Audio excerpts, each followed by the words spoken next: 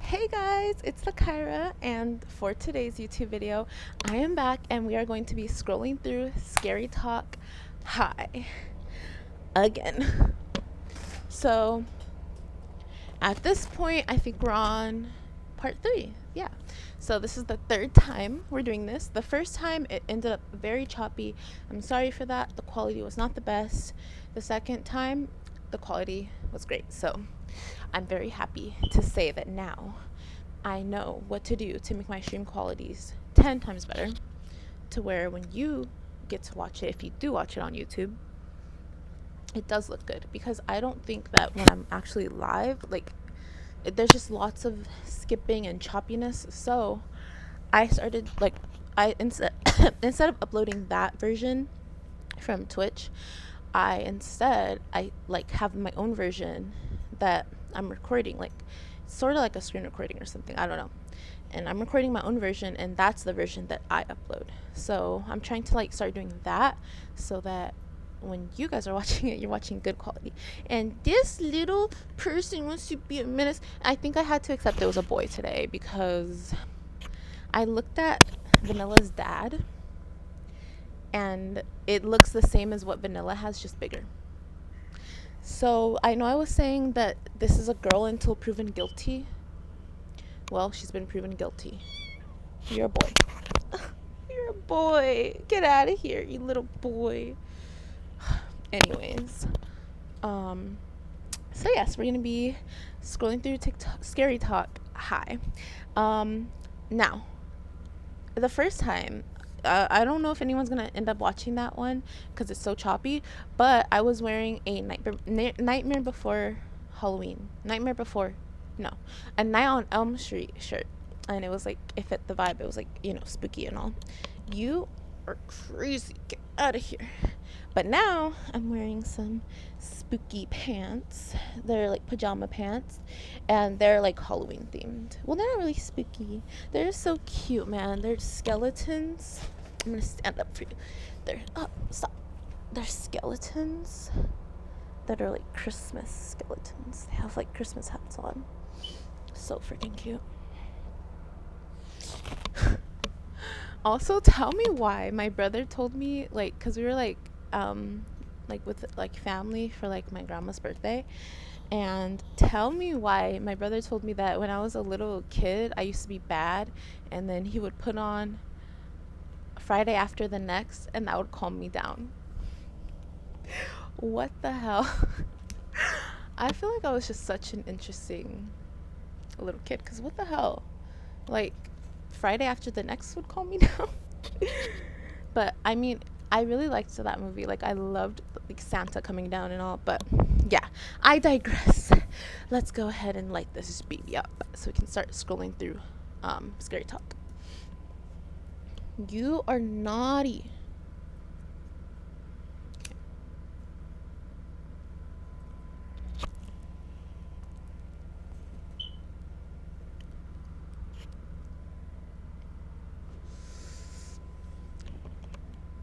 You stay over there. But yes. Also, I have a new setup. As you can see, new background. Um, what do you think? It's Mario themed. So right over there, we have, well, right here is my TikTok, but after that is, that plant that eats you alive. Yeah, I love that plant. And then we have like the little things where, things come out of, like, or go into.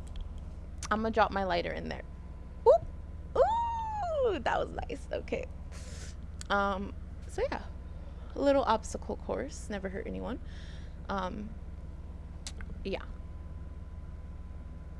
Can you guys like constantly hear my fan? My air conditioner? Let me turn it off. It's not even. I just needed to cool down a little, but I'm not even hot anymore. Okay.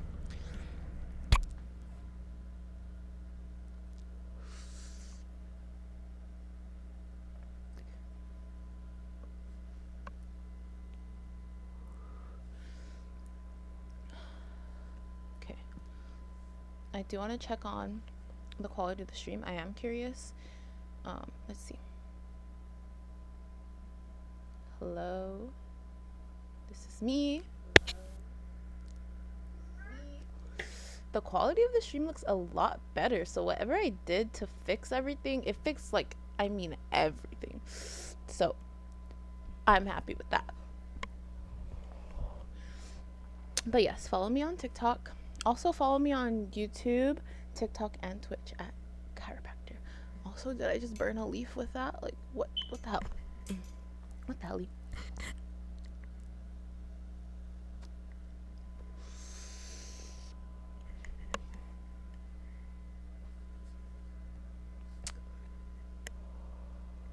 I just twitched on live. Wow. Maybe, you know what? I don't need to be embarrassed. If that happens to anyone else, please tell me. I cannot be the only one that gets a twitch like that. It comes from my ear.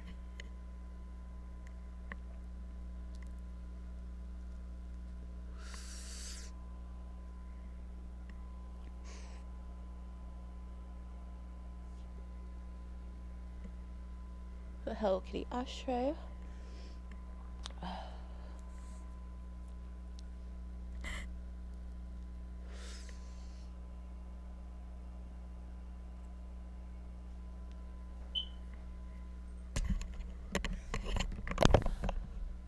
Let me get something.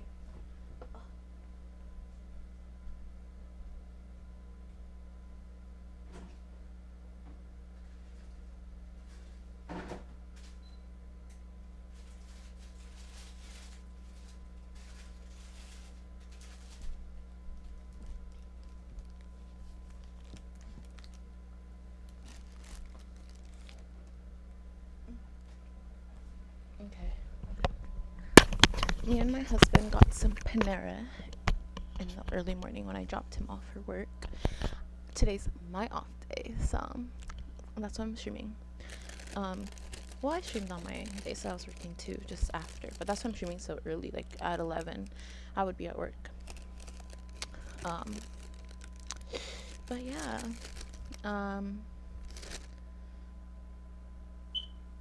My husband bought me this bagel today before he started work. He bought me this bagel, and we got some Panera. I dropped him off at his job quick, and then I got the Panera bread, and then I drove back to his job to drop his off, just because if we were to go to Panera and then his job, he would have been late, so we had to go to his job first. So yeah, this is my bagel. It's a cinnamon bagel. This is really good. I'm gonna put you guys on. This is freaking amazing. Now, when I first went to Panera, I also got an iced coffee, dark iced coffee. Now let me show you this. Pretty white. Let me show you what they're supposed to look like, because when I first went to Panera, I did not know like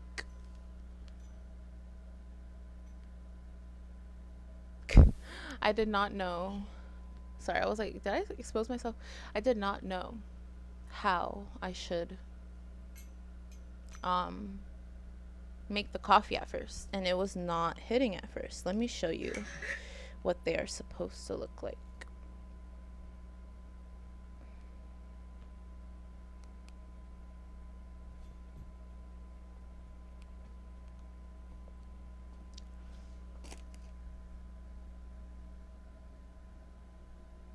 All right, we're getting back.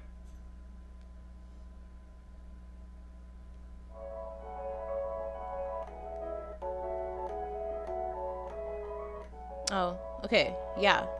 So it's pretty much that. Okay. Wait. Okay. It's that. An iced cafe blend dark roast coffee. It comes black, you know, if you don't put anything in it. Like that picture, I think there's a little bit of something in there, but it does come black if you don't put anything in it. But I know how to make it now, and I know like what to do. So you do milk, you do half and half, And this is a regular, so I asked for 2 pumps of vanilla. I didn't do this one myself, so I will have to figure out the amounts and stuff because, yeah, I didn't make this one myself. But on the large, I would probably do like 3 pumps, maybe. I mean, it doesn't matter. You can still do 2. Honestly, you can probably go with 1 on the small or regular. But yeah, let's try this.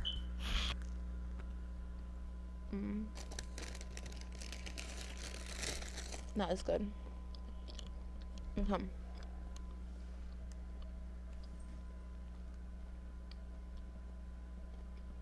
I took so long to explain that I got milk half and half and 2 pumps of syrup, and my coffee tastes better. Very simple sentence.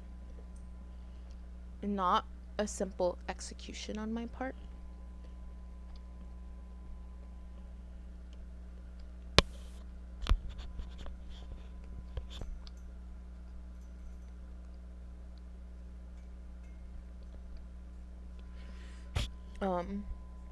But yeah.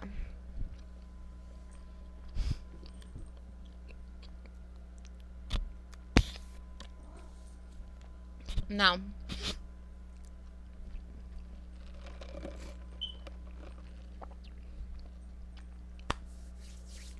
let's scroll through Scary Talk.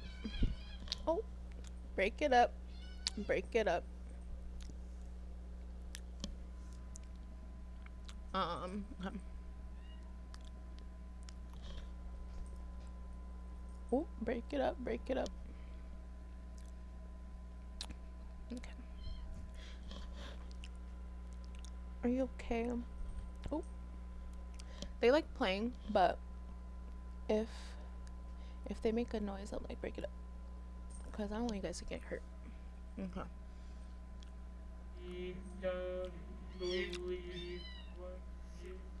Also, I forgot to mention. Okay, well, first of all, we know. No. Let me just say what I forgot to mention. See, I already forgot. Damn it. The Clark family, consisting of Jonathan, Melissa, and their young son Bobby. Wait, what? Hold on.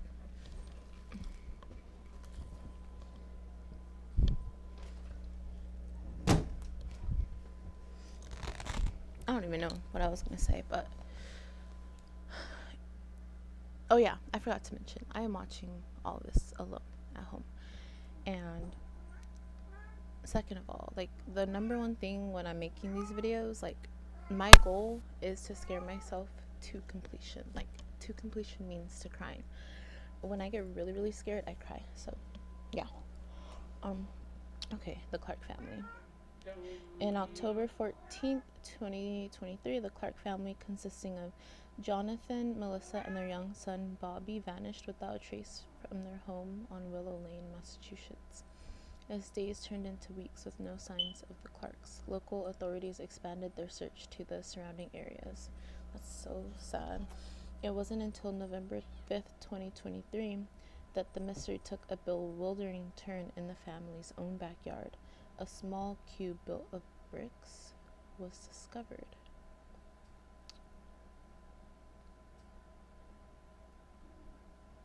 Wow. So they were in there?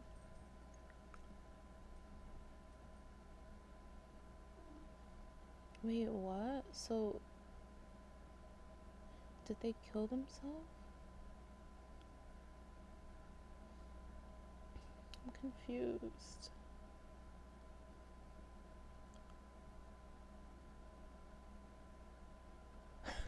Okay, the comments are making me feel better, like anyways. What's up, cousin? Also, shout out to all the creators that I am like looking at. You can see like their name at the top. So yeah. What's up, cousin? So, yes, I'm back with another story time. Let's go ahead. Okay. What's up, cousin? Let's So, watch it. yes, I'm back with another story time. Let's go ahead and get into it. We're going to talk about how today I unalived her own husband. Yeah, come on, let's go. And it's crazy because every other time I made these videos, I was not home alone. I was with my husband. He was home, but now I'm home alone. But He was asleep, but at least right now it's daytime, so that does make things a lot better. It's not like it's like 3 a.m. or so. Should I do that? At least my husband would be there. I mean, it's 3 a.m., you know? Maybe one day I can do a 3 a.m. one. Ugh. Now, Janae used to visit her aunt house with spirits. Her mom. Sorry. What's up, cousin? So, yes, I'm back with another story time. Let's go ahead and get into it. We're going to talk about how Janae's aunt. I'm so sad for Janae. So mad at Kenny. I guess I'm happy for her because she's free of the shackles. Like, she can find someone better. She can find someone new. But it's just like, to be played with like that is so sad. Like, for someone to pretend to like want you.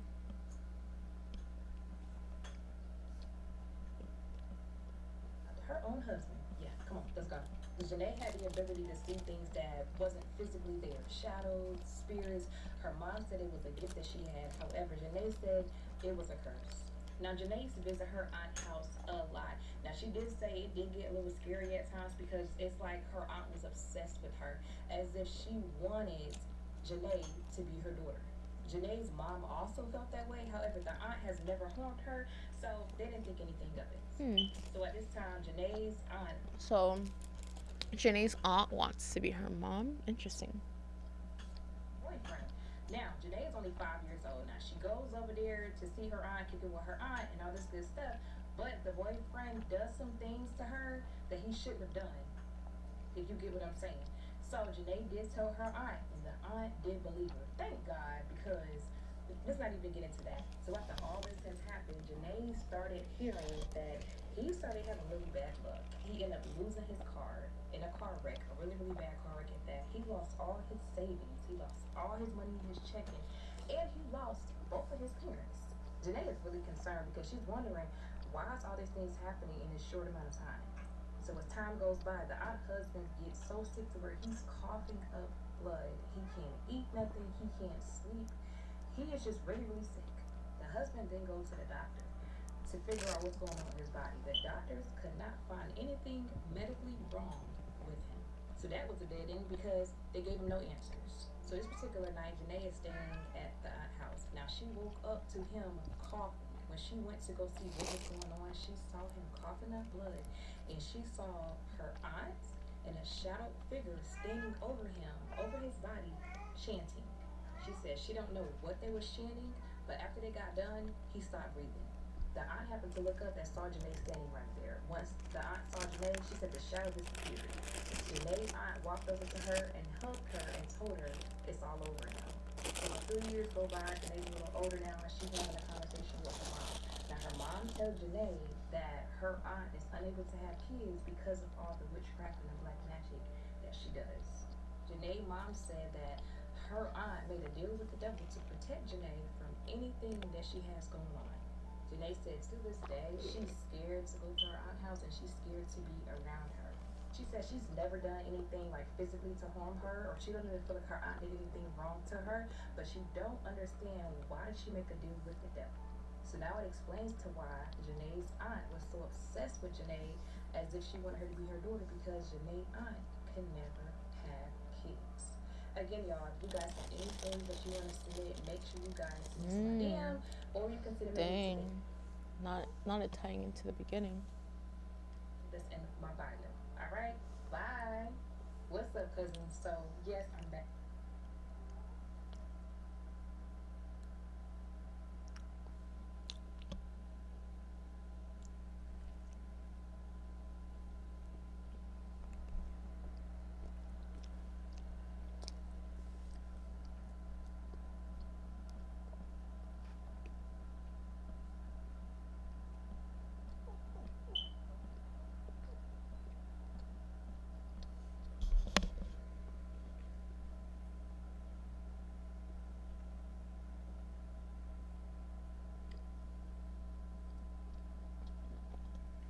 Me reading the comments, I'm like, what is idolatry?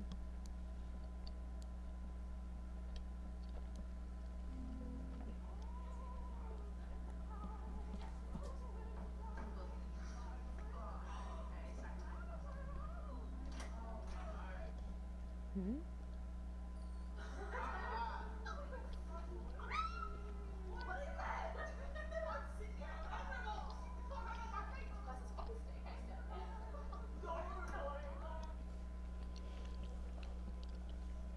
Is this an Airbnb or is this somewhere that they live?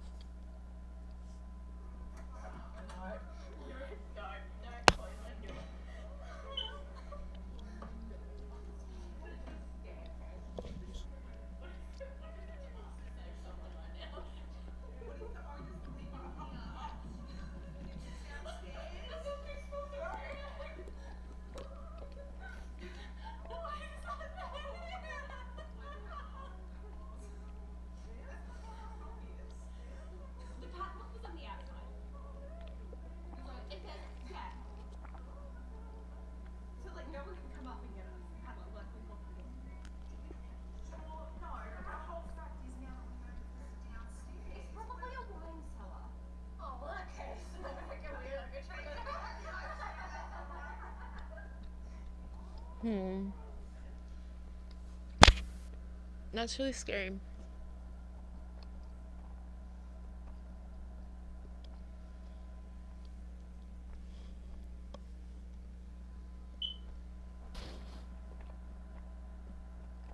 Hi, my baby.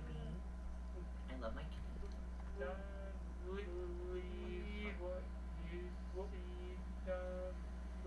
Hmm?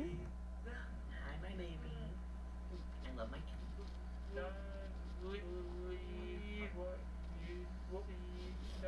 What?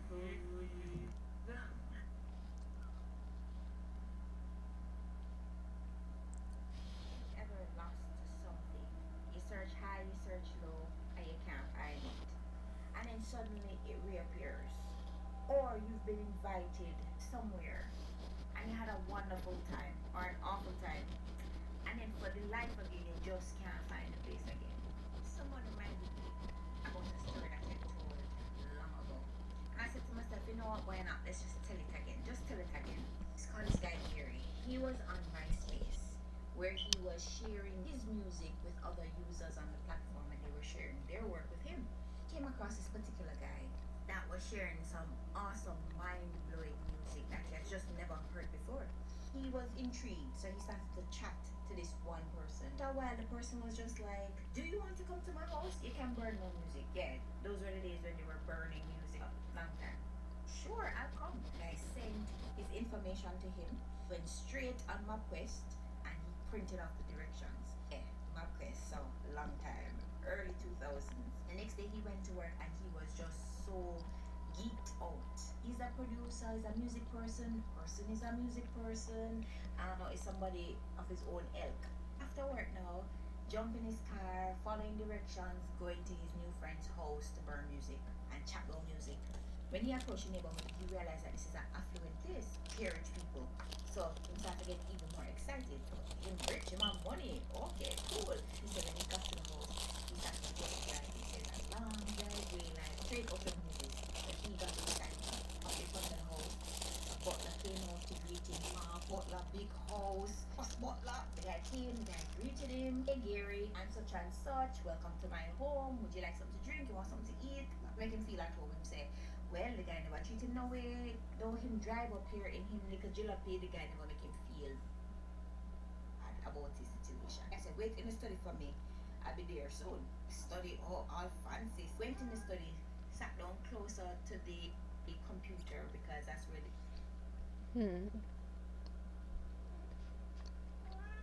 I'm like, because she said, like, a lost and found, like, somewhere that you never found again, or items that came up out of nowhere.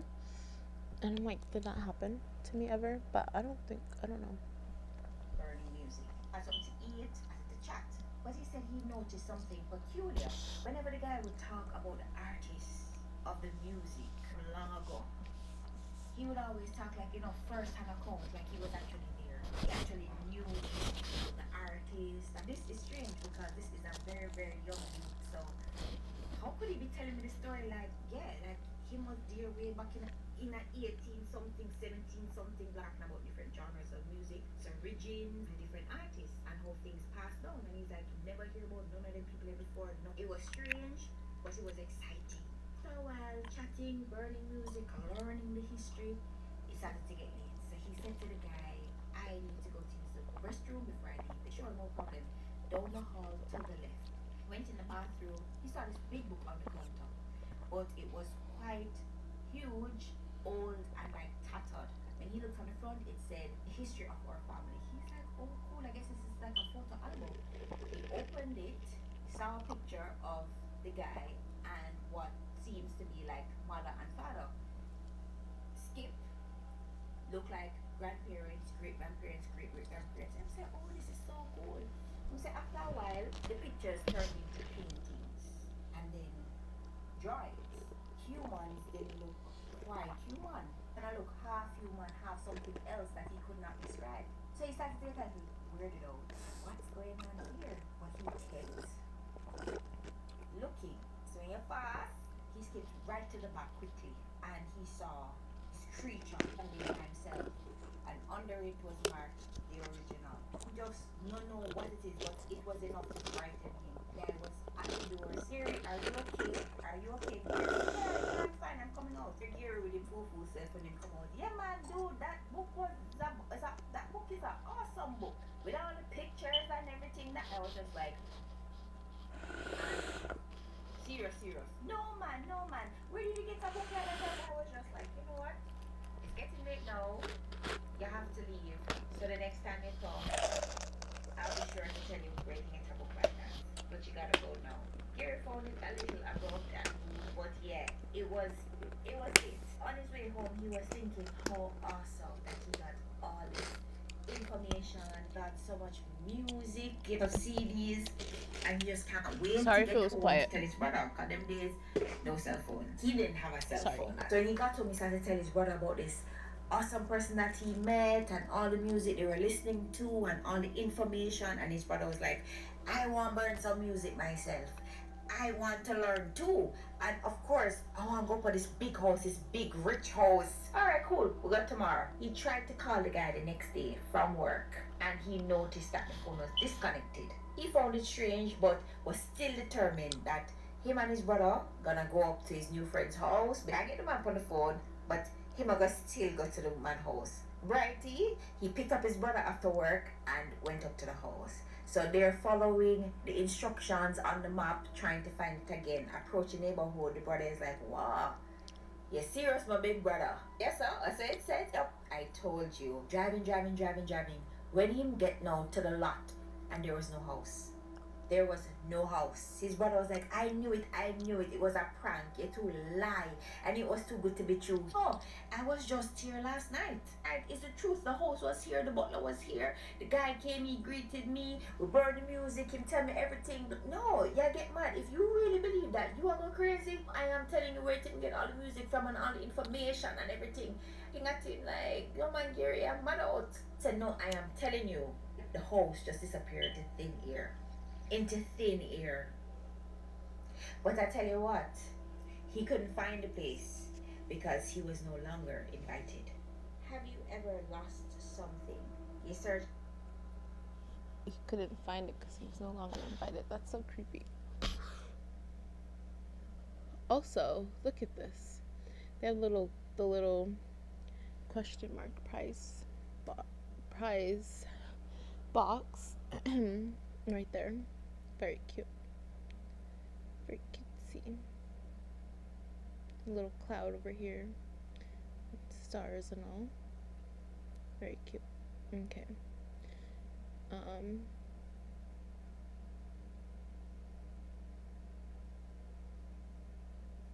Let's make it a little bit bigger.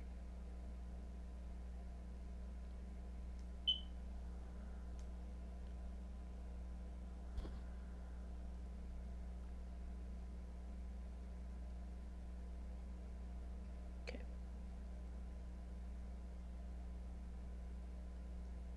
Yeah. You search low and you can't find it. And then suddenly it reappears. Or you've been invited somewhere and you had a wonderful time or an awful time. And then But yeah, shout out to Hi, my baby. all of What's up, cousin? these creators.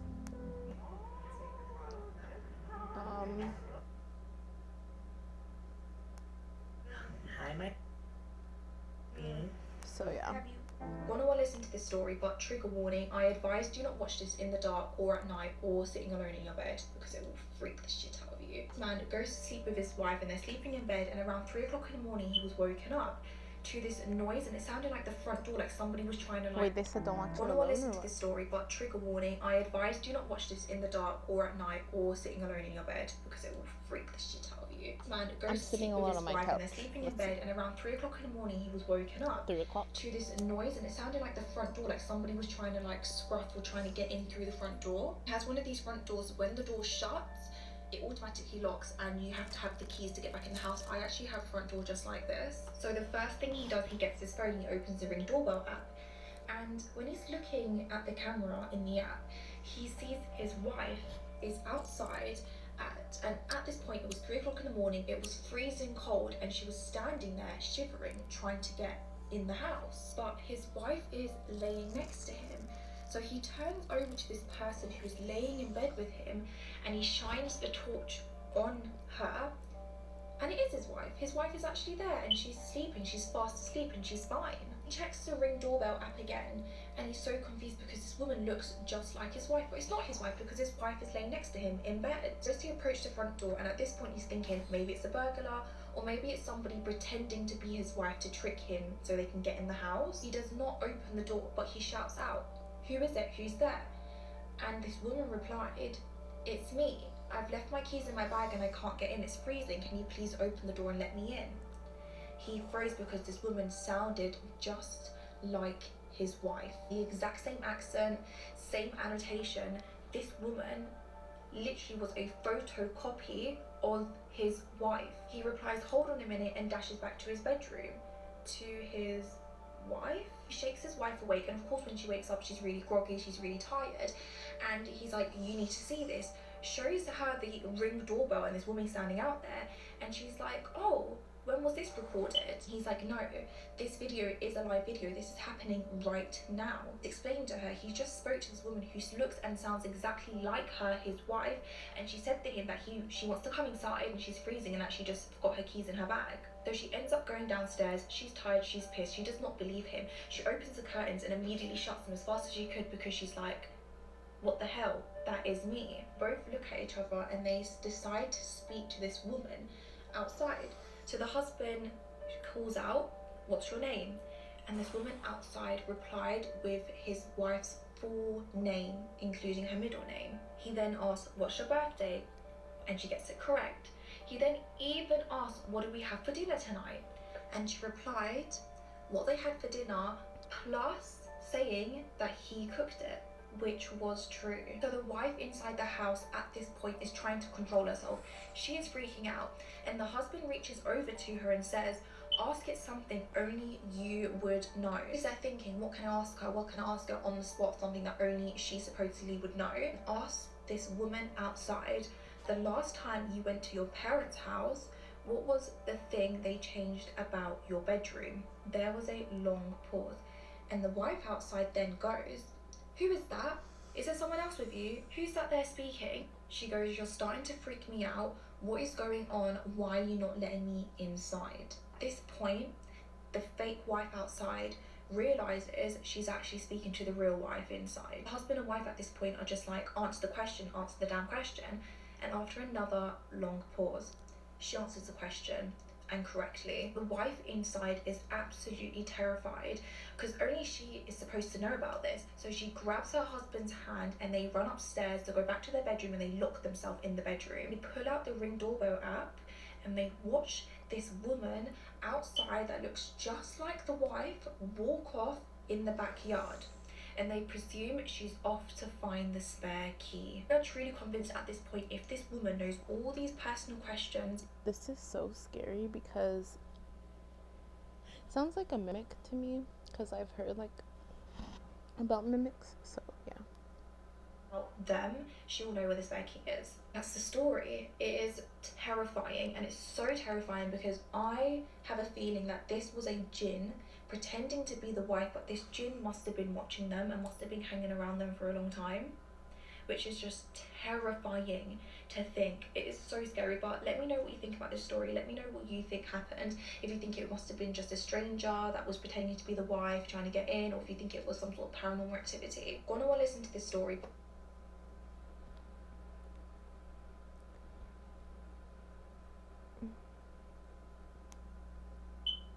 Trigger warning, I advise do not watch this in the calls out what is at this point. If woman knows all these personal questions about them, she will know where the spare key is. That's the story. It is terrifying, and it's so terrifying because I have a feeling that this was a jinn pretending to be the wife, but this jinn must have been watching them and must have been hanging around them for a long time, which is just terrifying to think. It is so scary. But let me know what you think about this story. Let me know what you think happened. If you think it must have been just a strange.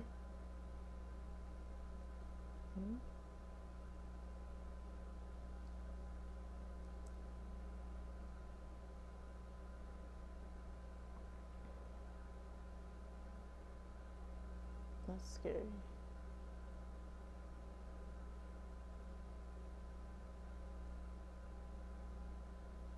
In all my years making content, I've never talked about the scary things that have happened. Not scary like danger, but scary like spooky things that happen in jails and in prisons.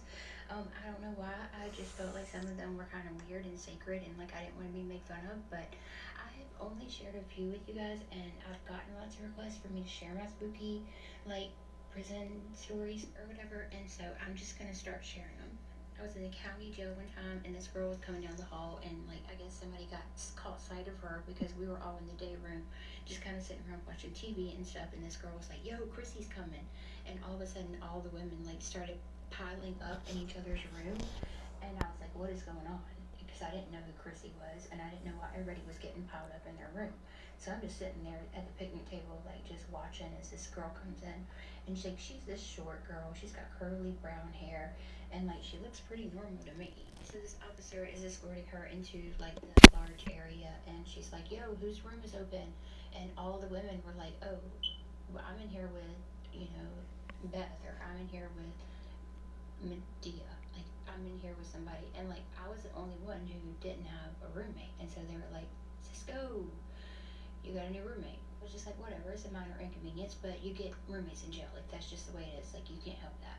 And so this girl comes into the cell, and I'd already taken the bottom bunk, so she was on the top bunk. She kind of puts her bag down, and she walks back out into the day room. She sits at the picnic table, and like the couple of girls who were sitting out there on the picnic tables, like got up and left. They were like, "Yo, what's up, Chrissy?" Like kind of friendly, but not. And they got up and they went back into their cells, and I was just like kind of observing all this. Like at night we get locked into our cells, like they put us in there and they lock the door, and like free time is over. And so I kind of told Chrissy what's up. Like I was there first, so I kind of held rank as far as like how the bunk would be run. And so I told her what's up, like no dirty clothes, don't leave food out, you know, don't be smelling the place up, you gotta have hygiene, stuff like that. And she was just like, "Yeah, sure, no problem, whatever, that's cool."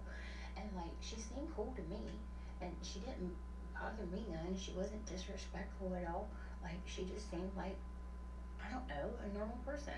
The night passes, all is well. The only thing is I do notice her like whispering in her sleep, kind of like sleep talking, but whatever, that's completely okay. I've had roommates who snore so loud that I couldn't even sleep. So the next morning I'm in the bathroom, and I hear these two girls who are brushing their teeth. They're up by the sink, and I heard the name Chrissy. And then I heard them start talking about her. And I heard what I'm saying, like, yeah, I was in her room. She was in my bunk back in '05, and like, this is what happened. And I was like, what? And I kind of listened closely, but I couldn't really hear like what they were saying. I couldn't understand. But obviously something happened with Chrissy in '05. And you gotta understand, like that's how jail was. Like some people were in and out, and they got to know other people, and like they didn't know each other on the street, but they knew each other in jail. Like that's just how the jail culture was. I grab my roll of toilet paper. I walk back to my cell, and I see Chrissy sitting on the top bunk. She's sitting crisscross applesauce, and she's looking down at the chair because we have like this metal chair that's like stuck against the wall, and it's like a little stool, and there's a table next to it. And she's like looking down at this metal chair, and she's like talking, like arguing. And I walked in, and she got quiet, and I was like, "Hey, what's up?" A lot of people in jail also have like mental stuff, and so I'm not judging. Like, if she has a touch of schizophrenia, like she sees things, that's okay. Like, that's okay. Near that day, Chrissy gets called for bond hearing, and so she's out of the little jail area. She is with the officers, and she's going to court. And I was like, "Yo, just tell me what's going on with Chrissy." Like, and they start telling me these stories. They're like, "Yeah, Chrissy like has she talks to herself, and like some people have said that they saw something in their cell before, like, but only when Chrissy's around, and just some like little spooky things, you know." And I was just like, "Ooh, that's scary, you know, like tell me more." I was excited. I love spooky, you know, freaky little things like that. Like, I want to get freaked out. There's nothing else to do in jail besides tell little stories like that, and so I'm listening and everything, and I'm loving it. And they're just telling me all these That's stories about Chrissy and like that's scary. guy. And there were different theories about who the guy was, like an ex-boyfriend, and then it was one of her victims, like an old sugar daddy. Like, they had all these different theories about who this guy was that was like a ghost that followed her around. And whatever, she comes back from bond hearing. It turns out she's going to serve like 21 days. I was serving 21 days, but I was already at the end of my 21 days. I think I was at like 18 or 19 at that point. I was fixing to go home. So that night, oh, and I forgot to tell you, I don't know if this is relevant or not, but that day I went back, while she was in bond hearing, I went back into her cell, and like on her bunk, you could see, because just sitting straight up, you could see the top of her bunk. She had like notebook papers, and she had written on them, except for it was like scrawl in a different language. Like, if I were to write with my left hand and try to write a letter, that's what it would look like. It was just like, wow. I was like, maybe her education level just isn't great. She didn't get to practice, you know, writing. So, whatever. I don't know if that's relevant or not. That night, after lights out, I'm asleep and I'm facing the concrete wall. And at some point in the night, I turn over and like I'm rolling over to my other side, and I see somebody who was sitting at the chair. I see them get up and walk. And I was just like, what in the world? Where does she think she's going? Like, we're locked in here. But then I feel her above me in the top bunk. I feel her turning over. So I was just like, I was dreaming. Obviously, I must have been like dreaming or something, you know, something crazy like that. The next night, I was a little bit more freaked out. Like, I'm not gonna lie, I started kind of getting in my head about it. I was like, what did I see last night? Did I see anything at all? I don't know. It's just in my head, and so I was already kind of freaked out. And it was the night before I was gonna be going home. I was leaving the next day, and so I was already not sleeping well, just in anticipation of leaving jail, getting out. Lights are out. We go to bed. I'm tossing and turning, and I hear like whispering in the night. And I was sleeping like on my back, kind of on my side, and I can hear whispering, and I hear her up there like, and I was just like, what is that? What is she doing? And y'all, I knew that if I turned my head What? and looked over, that I would see something. I just knew it was there. This is scary. And I was like, you're freaking yourself out. You're freaking yourself out. Like, don't think like that. And I turned just a little bit, and there was a man, completely blacked out, like a shadow man, sitting on that little stool, lean forward like this right here. And I saw it clear as day. I saw it, everything. I promise you, I saw it. And she was literally in the top bunk. I could hear her whispering. And y'all, I swear I heard her say, she saw you. And then laughter, like giggling, whisper laughing. In all my years making content, I've never talked. That's scary. Let me see. Okay, I'm gonna read this one. I was in jail with a woman who claimed she could predict things. I didn't know her, but the people there did. She asked to shake my hand, and she said, "You're pregnant, and you're gonna have a girl. She's gonna be like sunshine and wild, but she will be a great woman." A few weeks later, I found out I was pregnant. I did have a girl, and today she's 19. She's the most jolly girl ever. LOL. Aw. Okay. Oh. In all my years making. There. Okay, there you go. Hello, my name is Kira. I'm roommate of the 7-Eleven manager who unalived her employee back in June. She is still not arrested, and this is my story. So, I don't normally post onto this platform. I don't share anything. You can clearly see I'm not even looking at the camera correctly. But I'm living through this very scary and dangerous time. So her name is Valeria Para, and she is not arrested. There is no active warrant, though there is a homicide investigation. I have called the police several times over the past 48 hours, especially, but through since this had occurred, I've called the police a couple times to essentially inform of like when her whereabouts were back at the house, and I thought she was on the run. And when I was informed there was no active warrant, I communicated with her family to ultimately get her moved out, because that was what I was told would be coming steps, because she cannot live with us. I have other roommates. They have also done nothing in this process, but so about a week ago, she has returned to the house and then informed me and my other roommates that she would be staying through the month of August, September, and October. Okay, I I don't think this one's scary talk because I don't see that hashtag, but I will like it. And you guys can like go to her page to like see more of her content and like what she was like saying on this specific video. If you're not into really creepy stories about the paranormal, literally just scroll past this video. But if you are, I have a truly scary paranormal story for you. So this happened to me 2 years ago when I went on a birthday trip to Las Vegas. And basically, I really wanted to see this place called the Mob Museum. I was literally fascinated. I was like, I have to see it. And I'm really into forensics, and the organized crime stuff sounded interesting, so I wanted to go. So I go to the Mob Museum. It is 3 floors. I start at the first floor, I look all around. I go to the second floor, I look all around. And before I get to the third floor, I realize it is 10 minutes until closing, and my mom's like, hey, just meet me downstairs, you go ahead. So I continue up these stairs to the third floor, and when I get up there, I'm the only one there. There's no one up there, which was fine with me. I'm actually thinking at the time, this is awesome, like no one's in my way, I can just make my little round and head out. So when I get up there, I look kind of to the left, and there's a room where there's like a purple, Wait, real. was she at like a scary thing or was she just like a normal thing? Cause why am I already scared? Like she went up 3 floors. I'm like, what's on the third floor? Like, is this a scary maze or is it just like a regular thing? I don't know. I wasn't. Groovy I looking forgot. couch, real groovy looking living room setup, and I'm thinking, oh, that looks cool. So I walk in there. Immediately when I walk in there, I just don't feel right. I don't know how to explain it. I don't feel great. Like I just feel off. It felt like I just suddenly was like came over with like just this creeped out feeling for some reason, and I didn't know why, because I was just admiring this like real unique looking living room setup they had going on up there. That was until I look over to the right and I notice that there is a whole wall with a display of very graphic crime scene photos. And that wasn't the problem, okay? Like, I've seen crime scene photos, I've taken classes in forensics and stuff. But these pictures, I've never seen pictures like that displayed like that on a wall, framed with plaques underneath. I was just kind of like, I don't know.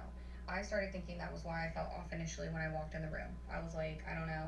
I felt like the way that those people were being displayed was just like not respectful to the deceased. So my intuition was telling me, don't participate in this madness. Like literally, let's just go. Let's just leave. So despite what my intuition was probably telling me, I'm literally thinking, I don't know. I kept gaslighting myself. I was like, maybe it's because the pictures, and I basically swallowed the lump in my throat, and I'm like, no, I'm going into forensics. I have to be able to handle this. So I go up to the wall to look at all these pictures and the like stories of these people. I only looked at a couple that were on the very right side. I read like a couple of them.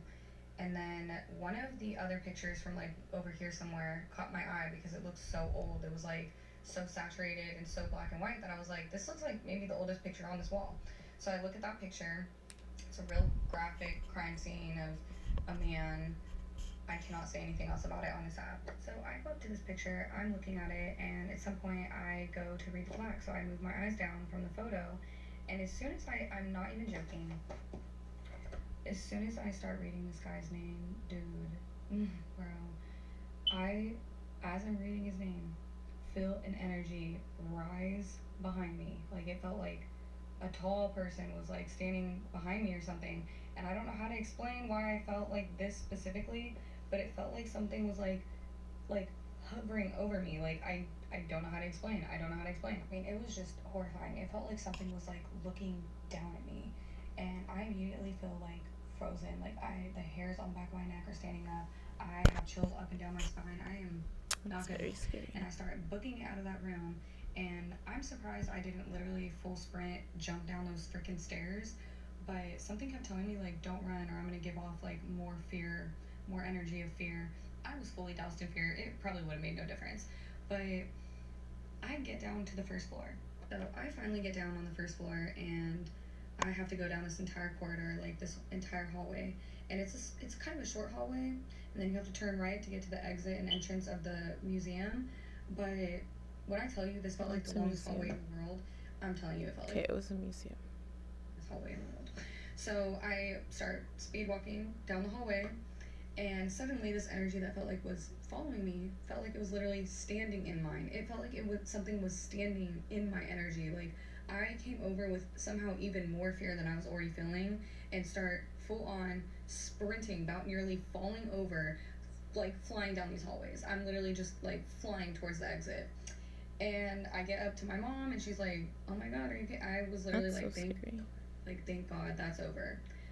And then I get home, and some weird happened at my house. Some weird stuff happened at my house. And mind you, I've had paranormal experiences before. I have had things whisper in my ear. I have had weird experiences, but nothing made me scared like this. Nothing in my life. And I've been through cancer and like a lot of other things. And this truly is the scariest thing that's ever happened to me. But if you want a part two, let me know.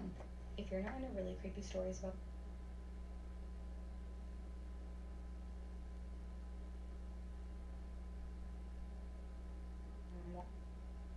guys, I just wanted to get on here real quick. Okay. But yes. Literally just This is a true story. if you hear of art. Y'all wanna know something that is creepy as hell to me? Is when somebody know you, but you don't know them. So there's a difference between, when people know you from TikTok, when you do social media and stuff like that, a lot of people tend to know you. Like, say, for instance, when I used to go to the mall, I would run into people and they would be like, "Oh, I know you from TikTok, this, that, and the third." Or go to a restaurant, they'll tell you they know you from TikTok, which will kind of lower your guard because now it's not so weird. You know what I'm saying?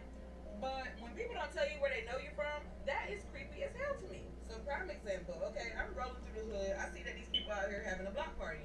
I'm bored, I ain't got shit to do, so I get out and yeah, I'm by myself. You might call that crazy, but I'm used to doing stuff like that. So I get out, I'm mingling, I'm really like social and stuff like that. So it really wasn't a problem. I wasn't giving no negative vibes, no negative energy. So, everything was going good. So the food is down here, all the way down here from where my car was parked. Before you get to the food, it's these people lined up in their chairs and they just sitting there. It's like some older women and some older men. And they sitting right in front of the apartment that was having the block party. So I'm walking on my way to get food and this lady yelled out and she was like, "Hey, how you been?" And I immediately was like, "Who are you?" Because mind you, I was tipsy, and usually when I'm tipsy, if you don't know, I like to just get straight to the point. So if you ask me something or I feel a little animosity in your voice, I'm gonna just try to get to what the bottom of the issue is. I'm not gonna sugarcoat pussyfoot. I'm not gonna be like, "Oh, I'm good," shit like that. No, who are you? Because I don't know you. I don't know her by her face. I've never seen this woman before in my life, and she talking to me like she know me. So I'm asking her, "Well, who are you?" Before I start giving out my information, she was like, "Is your name Jock?" Now, mind you, when this incident happened, I had never even had Jock in my username on TikTok or anything like that. My name was Pretty Brown Marie and Aries Finesse. I never put my actual name or nickname in my TikTok. Now I have Dash Jock, but I just recently changed it to that. So when this incident happened, my name didn't have nothing about Jock in it. So she couldn't have known me from TikTok. She was like, "Is your name Jock?" I was like, "Yeah." I was like, "What's your name?" And she just sat there and smiled at me like, with this creepy behind smile. So I was like, "Well, how do you know me?" or whatever. And she was like, she just didn't say nothing. So I was like, "Is it from church?" Because I'm thinking, I used to go to church a while back, and usually with older people, this was an older lady, so usually when older people say that they know me, it's usually from my mom, because most people say that me and my mom look alike, and they know me as her daughter or something like that. I asked her, "Did she know me from church?" She like, "No." "Do you know me from my mom?" She like, "No." "Bitch, how do you know me then?" Because now you're creeping me the fuck Why is she not just answering and saying where? Why does she just keep saying no? What? So I kept asking her, and she just would not give me an explanation. And then she never told me what her name was. Now that is some scurry shit. In the words of That is Tina weird. Hall, some scurry shit. Y'all want to know something that is creepy? That's weird.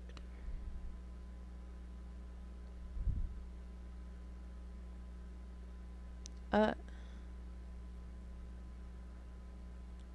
Okay. Anyways. User on Reddit posted this photo. Wait, did I go to her username? Okay.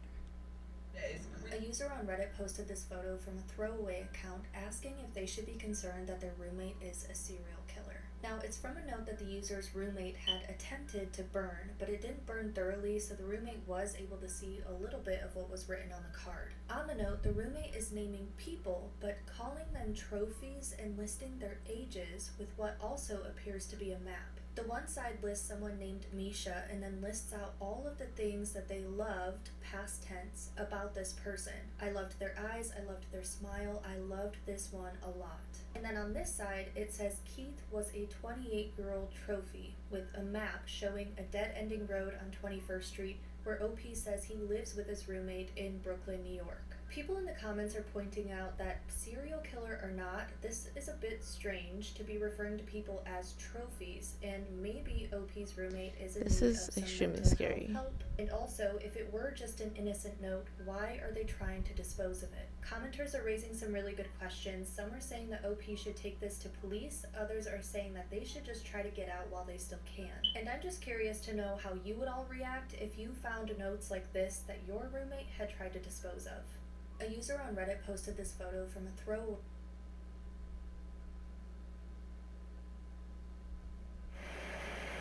My parents have this really creepy neighbor who Wait, did I go a user on Reddit to her app? There we go. Okay. My parents have this really creepy neighbor who will come over randomly without asking and just start mowing their lawn, and he always expects something in return, like What? a pack of beer or something. What the And heck? it's really freaking weird because I'm like, we didn't ask you to mow the lawn, so why are you doing it and expecting something in return? That's wild to me. But also, he's mowing the lawn right now, and we're having a garage sale. So my mom just mowed the lawn 2 days ago to prep for the garage sale. So I'm sitting out here working the garage sale, and all of a sudden I see him coming down the road in his lawnmower. And I'm like, are you kidding me? He pulls into our yard and just starts mowing. This is Doesn't silly. say a word, doesn't wave, nothing, just starts mowing. And mind you, we're having a garage sale, so there's like people, and it's really annoying because there's grass flying and it's noisy. So I go up to him and I'm like, hey, you know, it's really not a good time. Like, we're having a garage sale, and my mom just mowed 2 days ago, so it doesn't need to be mowed. And he literally looks at me dead in the face and says, yeah, I know she just mowed the lawn.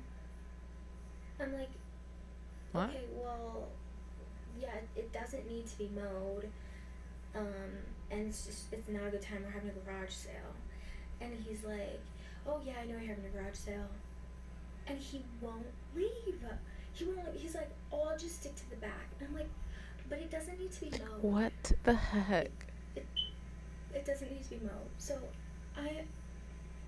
it's freaking creepy, right? That's creepy. That is. My parents have this. I wonder what they're saying. I mean, they are telling him to stop, but he isn't stopping.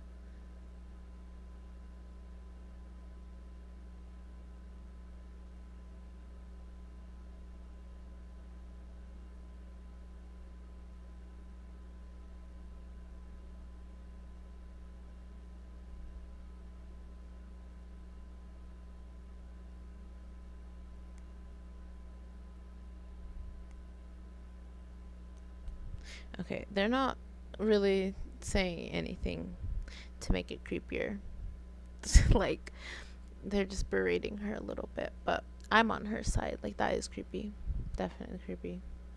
Mummy and said that she has visions about things that are going to happen, and she thinks that something bad is going to happen in Las Vegas very soon. A little bit of back. She she started dating this guy that she met on a dating app. He lived in Vegas. He didn't live there, but he would. Wait, what? A girl emailed me and said that she has visions about things that are going to happen, and she thinks that something bad is going to happen in Las Vegas very soon. A little bit of backstory: she started dating this guy that she met on a dating app. He lived in Vegas. He didn't live there, but he would fly her out every couple of weeks. Sometimes they stayed in penthouses on the strip, and other times they would stay at his house, which was just outside of Vegas, but it was on a golf course, and she said you could see the strip from his backyard. But she says one of the last times she was there, she was staying in this suite with floor-to-ceiling windows that overlooked the strip. She walked up to the window. It was a normal, calm, sunny day, and she was just looking out like she'd done like a million times before, and her whole body went still. She said it was like she couldn't move. It was like she was outside of her body watching herself, and she's surrounded by these panoramic floor-to-ceiling windows, and she said she saw one of the casinos on the strip begin to shake.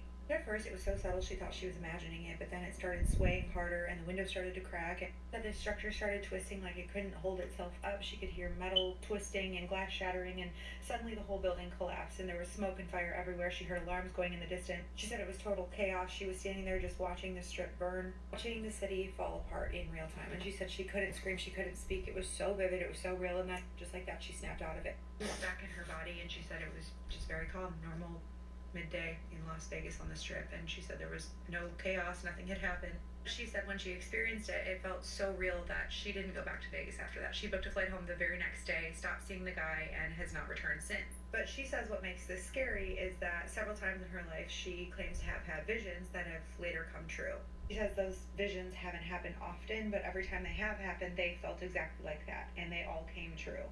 She said a few nights ago she had a dream of a clock, and she wasn't in the dream, she was just looking at this clock, and the clock was ticking down to zero. It was small. She said it reminded her of like a New Year's Eve clock, but she turns away from the clock and she sees herself staring out that window in Las Vegas from the day when she watched the city burn. She described it as like seeing herself in third person, because she knew that she was having this dream, but she's watching herself watch the city.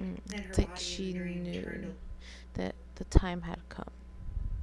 directly at her, and she woke up. She said she doesn't know if there's anything to this. It might not be prophetic, but she just wants to know that she told someone in case something does happen soon in Vegas, maybe this year or next. I don't know if there's anything to it. I'm just here to tell these stories and let y'all make of them what you will. But if you have a spooky, scary story time, I would love to read it. I try to post a new video almost every single day. A girl emailed me and said that she has visions about things. That one got me teary-eyed. Okay. I rebuke this in the name of the Jesus. In the name of Jesus. This orangutan was forced to wear makeup and do intimate acts with men. Honestly, one of the most disturbing cases you're about to hear. Pony was just a baby when she was stolen from her mother in the rainforest. They changed her up, shaved her, put makeup on her, and forced her to be an S-worker. For years, men would pay horrific things to do things with her. This is like... Okay. Trigger warning, because I feel like this is like definitely gonna be crazy. Like, oh, this is crazy. Wore dresses, heels, and when she didn't want to, people would beat her. The locals there said that she was trained to be an S-worker and behave like one too. That's so sad. A victim of pure evil. Okay. It took years. This is not like the type of scary talk I want though, so you can like look at that if you want. I am overseeing this. My name is... You can write it down.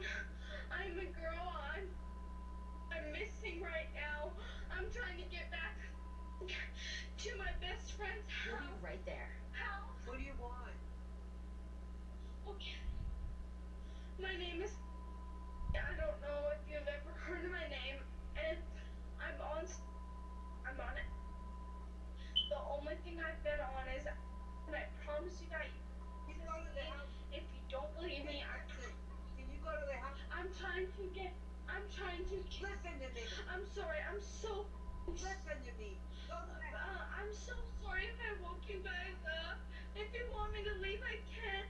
My house is just down there and I don't feel safe walking because multiple men have stopped by and honked at me and I don't know what the...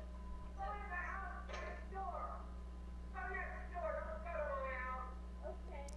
Go next door. Come on. Don't go to their door. What happened? Don't get away from my door. Come on. Dang, what the heck?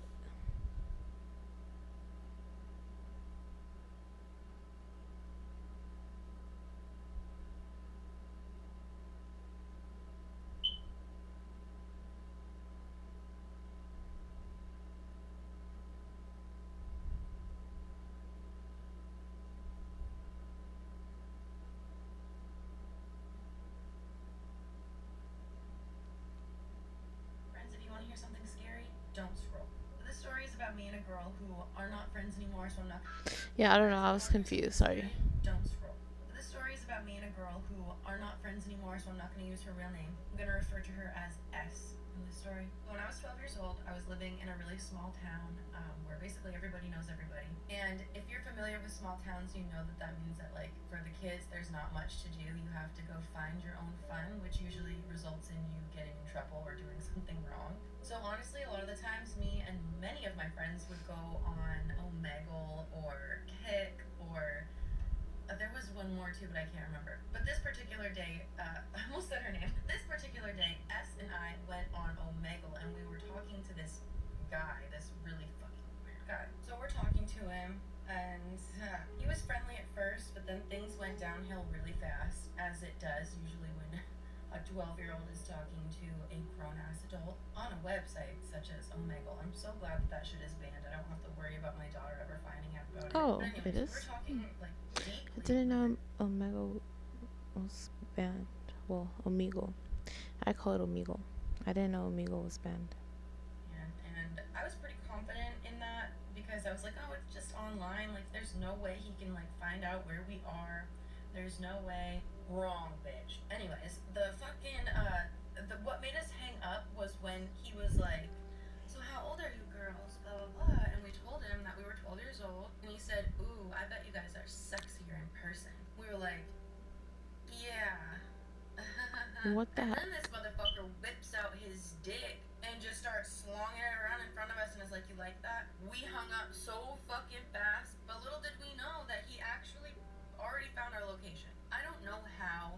We were on her sister's computer. Oh We my- were not supposed to be on Maybe he her was a sister's computer. So I scammer? don't really know like what kind of location settings she had going on her computer. And it was back in the day too where things were not as like securely locked down as they are now. I'm assuming it was relatively easy for him to find out where we were from. So anyways, after we hung up, we thought that that would be the end of it. We like stopped going on Omegle for a couple weeks after that, and we were like, fuck no, we're not doing this anymore. But after that initial call with that guy on Omegle, we started to notice a new vehicle in our town, which is something that you do recognize. It's the way I had experiences like that on Omegle. In a very small town, in a very small community like we were in. Like I feel like if you were a young girl on Omegle, you had experiences like that, and you know. And yeah, I had experiences like that. You know everybody when you live in a small town like that. You are a community. So we automatically knew that there was like a new vehicle in the town, and we were like, oh, okay, like somebody moved here, great, cool. Then we realized that this van, yeah, it was a black van, by the way. It was a black van, not like a regular creepy creeper white van. No, it was like a black van, and it was like one of those short ones. It didn't have windows, whatever. And the license plate was not from our state. I can remember that, but that was like normal for us because our town is one that like you have to cross through to get to one of the most famous mountains that we have in this area for skiing and snowboarding and whatever. So we were used to seeing out of state license plates. We didn't really think much of it until we started noticing that this van was following us around. It was everywhere we were. And we were kids that would always be outside. And if we weren't outside, we would be inside fucking around on computers doing shit we weren't supposed to be doing. So whatever, we started noticing that this car was following us around, and we didn't want to say anything to the adults because we knew for fucking fact if we said something to the adults that they would cut us off from all contact walking outside by ourselves and hanging out more like we always do. And we did not want that. We were like, yeah, we can handle it ourselves, whatever. Like whoever this is, that we're gonna beat them up, like whatever. And oh my god, I remember the first time I ever got a glimpse of who was in the driver's seat one day when he was actually like following us down a busy street. It was on Main Street, so like there was people around, and I'm sure that that's why he didn't do anything that day. But when I saw that it was the same guy we were talking to on Omegle a couple weeks back, I was in shambles. I was like, this is like panicking, trying to tell her that that's who it was. And at first she didn't believe me. She was like, you're just paranoid. Like there's no way that he'd be able to find out where we were. And for a while after she said that, I was like, yeah, you're probably right. Like there's no way that he knows where we are. There's no way that it's the same guy.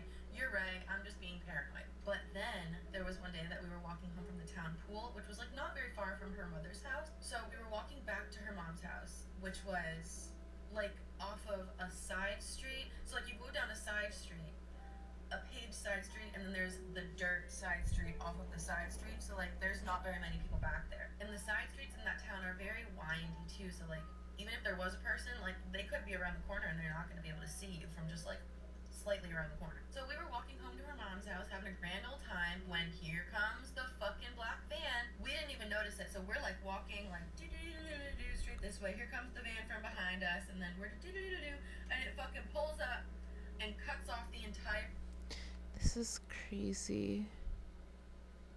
um, way of the dirt road that we're walking down to get to her mom's house. So I remember stopping, looking at her. It seemed like it was like 2 minutes of us staring at each other, but I think it was more like 2 seconds. Without saying a word to each other, we literally both booked it to the right as fast as we could. Because if you go right to where we were, it was like a wooded area that led to her mom's house, but it was like an unkempt wooded area. And we were walking home from the town pool. We had no shoes on. We were in our bathing suits. Fucking, we were running through the woods, through the sticks, and I remember my feet were ripping. I could feel shit poking into my feet. It was so painful, and I wanted to stop, but I didn't want to stop and get fucking killed. I didn't want to experience the pain of being murdered. So anyway, once we got into her mom's house, we ended up locking all of the doors, all of the windows. Nobody was there at the time. Her parents worked a lot, and her siblings were older, so they were like always gone. Yeah, we were there alone, and after we locked up the entire house, we started looking out the window to like make sure that he was like not gonna come try to find us. And this motherfucker pulls into the driveway of her parents' house. Like, what if somebody was there? First of all, he probably knew that nobody was there because no cars were there, obviously. But like, he pulled into the driveway of her mother's house, and when we saw that, we were like, "What the fuck? We gotta go hide." So we ran to the basement where her sister's bedroom was. It was like a weird setup in the basement. Like her sister's room was like kind This of is locked away. scary. Okay. Like you could easily hide in there. And I reacted to this one last time. have nobody know that it was like a bedroom inside. So we were hiding in there for hours, for fucking hours, until we heard her stepfather come home. And even when he got home, we didn't say anything to him. We were just like, "Oh yeah, we were hanging out in so and so's room downstairs." And it was literally, we just went about our lives after that. We did see the black van a couple more times. Ow, ow. Anyways, we did see the van a couple more times, but nothing like seriously bad happened again like that. And then after a couple more days, we never saw the van again, so I'm assuming he gave up. I'm hoping he didn't find another victim. I'm assuming he did because he was a fucking predator. But that's the time that my friend and I almost got That's so kidnapped creepy. from a guy that we met on Omegle. That's extremely weird. Okay. This is the scariest thing that's ever happened to me. I posted it all over Facebook, and honestly, I cannot thank my intuition for saving me and my family. So a long time ago, I think it's like maybe 10, 11 years ago, my husband had this job where it was a storage facility, but the storage facility, it had like the office and a house connected to the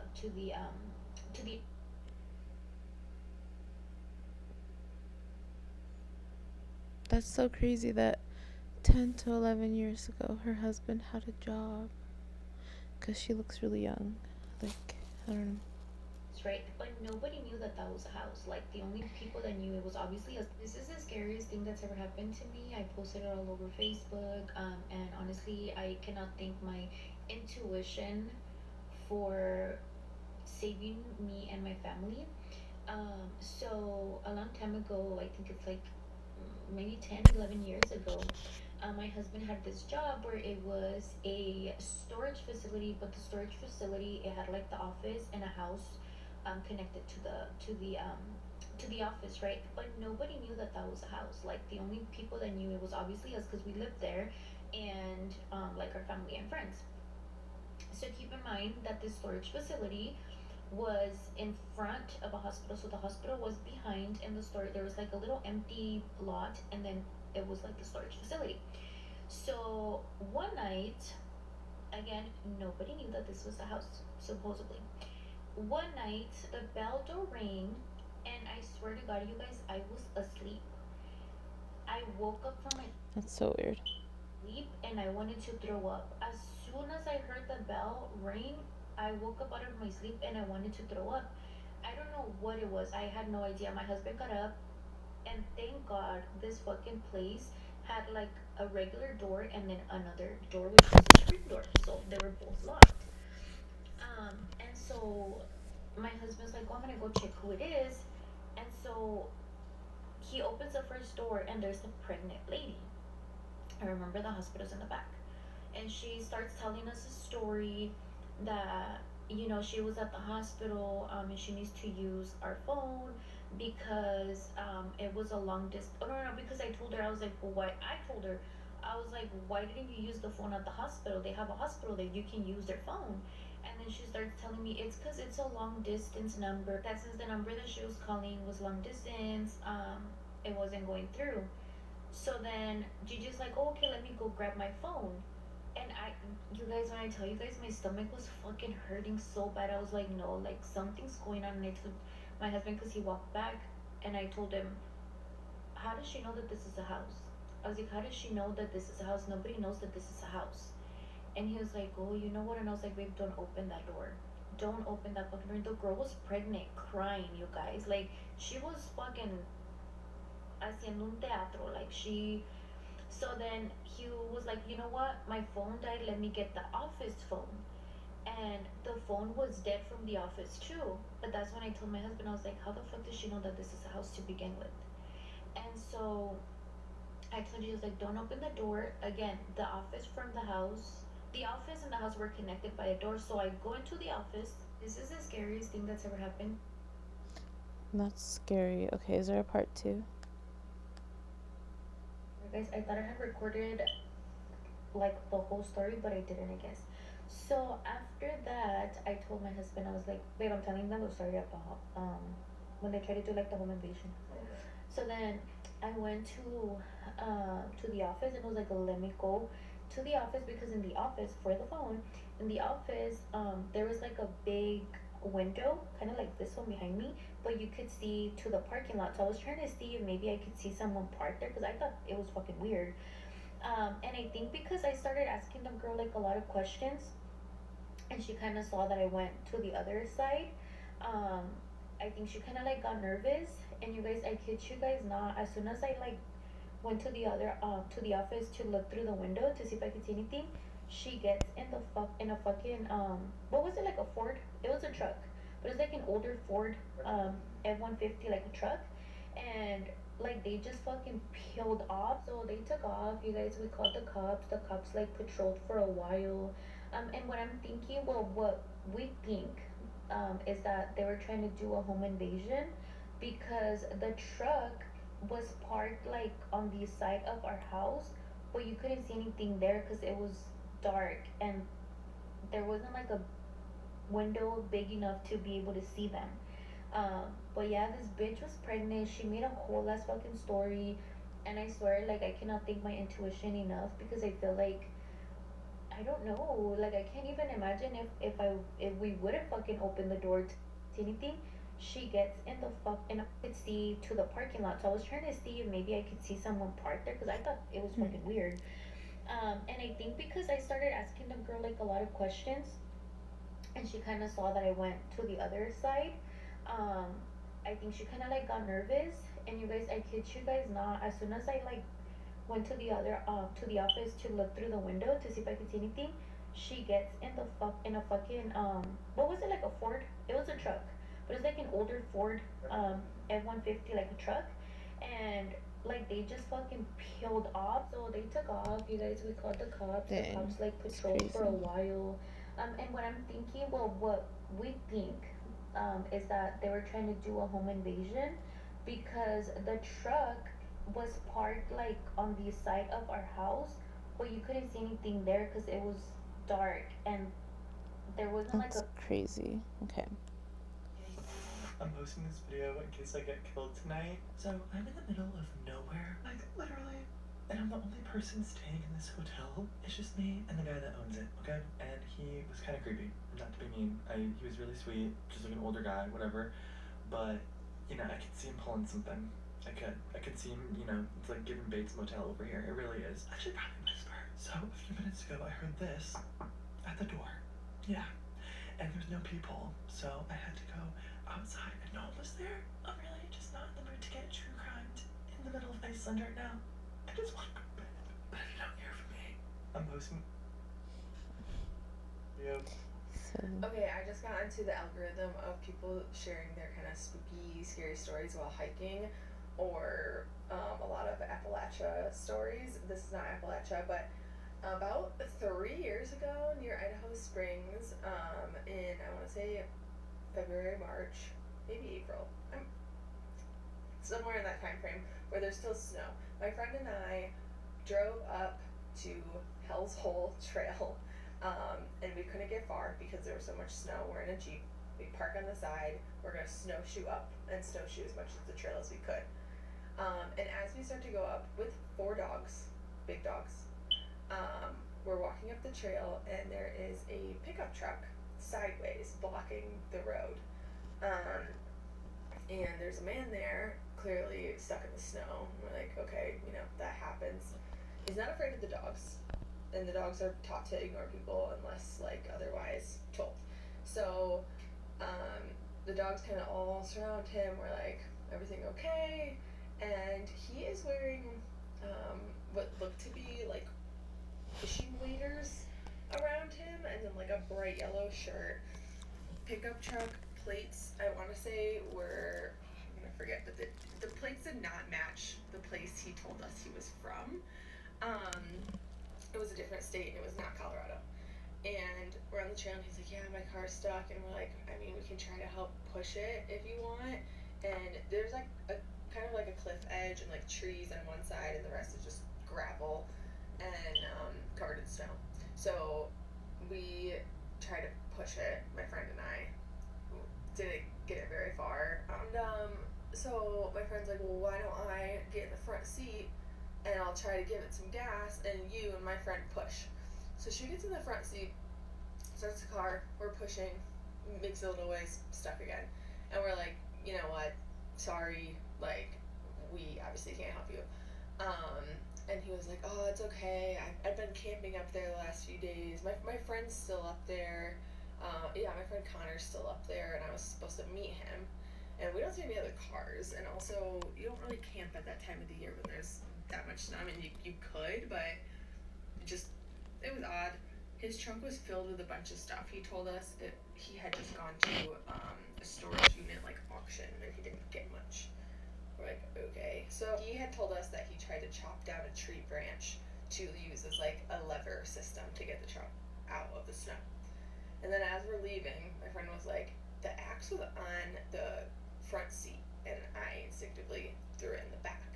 And she saw, little bags of, what looked to be women's jewelry, which would kind of match the storage unit situation, but not fully. And she saw a woman's bag and sunglasses or something, and he was by himself. Oh, I'm getting chills. And so we walk away, and he gets out. The car gets out all of a sudden, and we were just like, something's off. The hair on the back of our neck stood up. We're not that far from the car, so I'm like, I don't think we should go here. He can drive now. So we book it back to the car, and he pulls over and stops us, and he's like, where are you going? I thought you were hiking this. And we were like, actually, too much snow, we're headed out. And he said, where are you going? We're like, don't know yet. Literally run to the car, lock the doors. Oh, he tries to give us these bags of women's jewelry or whatever he had from the storage unit, and was like, here, for your help. And I was like, nope, don't want any of that. We get in the car, lock the doors, and he gets in front of us, and he's driving down the road, and we're going for 5 minutes. We have no service. He parks, and we get halfway down the road. He is then kind of blocking the road, and he's outside of his car. And we get close, we don't even make eye contact, and just zoom around him. At one point we're fucking hit him, hit the car. Not that was the best idea, but panicked. So then we're driving, and he drives again, and then we see him pulled over in just a little pull-out spot on the side of the road before you get to the town of Idaho Springs. Don't know how he got in front of us. There's not that many roads around there. And the second we get into service, we called the cops, and we were just gave the license plate, gave the spot he was parked at, told the situation. I was like, I don't know if he's hiding from something. I don't know if he has a friend up there, what they did, or why he has all this stuff from the storage unit. But someone go check out this man, and they did. And I mean, we didn't get like update or anything, but always still freaks me out. And this was, I think it was like February to April timeframe. Why do I feel like he just got away with it? Because the cops didn't care or something. So if anyone saw the same situation, let me know. It's fucking weird. Spooky story. Scary premonition stories. A premonition is when you see or feel something is going to happen before it happens. It was November 2006, and I just laid down to take a nap when I faced one of the scariest premonitions I ever had. I was in a dark hospital. The windows were shattering around me. There was a tornado touching down. People were running and screaming, glass busting, and just chaos. This scared me because I was due to have surgery the next day at the hospital I was dreaming about. I was supposed to be at that hospital at 6 a.m. and be admitted by 7 to have a tubal ligation. I tell my ex I just had a night terror from hell. I got a really bad feeling about this. I don't know that I'm gonna go to the hospital, but he was like, baby, we got to. The reason I had to go through with it was because this was the only time the insurance would cover it. The caseworker had told me if I don't show up, Medicaid will not cover this surgery again. There will not be another opportunity, so I better go. So that morning at 5:30, me and my ex get up and get dressed, and a big thunderstorm comes up, and I mean the thunder is booming, it's shaking the whole house, and I start panicking. I said, dude, that damn night terror has got me on the edge. I know something bad is gonna happen today. I can feel it. Well, by 6:30, these storms had gotten a lot worse, and now we had tornado watches, but we were now at the hospital. So we're sitting in the waiting room waiting on my name to be called, and I look out the window and see the wind has really picked up again, and walk outside, and everything has turned green. I said, oh shit, we know that's not good. That's a sign of a tornado. Grandma used to say, when the sky turns green, it's about to get mean. You better take cover. So the hospital had the weather channel on in the waiting room, and the meteorologist said, this is the last storm of the day. When it's over, it's going to clear up and be a gorgeous day. But boy, was he wrong. So I go talk to a nurse and say, look, I don't think I'm going to go through with this. I'm just going to cancel out and do it another day. I'm scared of these storms. She said, honey, the doctor's already here. He's prepping. We got to do this. I said, well, if the power goes out? She said, we got generators. And like they said, it's the last storm of the day. Everything's going to be fine. So the nurse gives me a gown. I change, and I sit on the bed. And then she starts trying to put the IV in, but she can't get it. So she tries over and over and hits it. Blood starts spraying out everywhere. I don't know what she did wrong, but as more blood came out, I ended up passing out. I wake up covered in blood. There's blood all over the floor of the bed, everywhere. And someone had closed the IV, but I don't know who because they left me alone in that room. Next thing I know, I hear boom, boom. It sounded like the power boxes out there on the power lines were blowing up. I'm stuck in this room, can't find the door with the IV and the big metal rod thing it's connected to, dragging it behind me, trying to find the damn door, and I finally found it and got it open. And just like in my dream, I'm now walking down the hospital hallway in the pitch black dark. I can hear people running and screaming, the wind blowing, papers flying up in the air, the windows breaking, just like my dream, but a lot worse. And it was all I could think about. My dream, it came true. Then this woman comes out of her room and says, Lily Pat, come here. And I thought, how did she know my name? I dragged that IV into that room, and when I got in there, she was gone. I think that was my grandmother trying to protect me. She had passed the year before, and only a select few knew me as Lily Pad from my youth. And then I heard it. A train coming.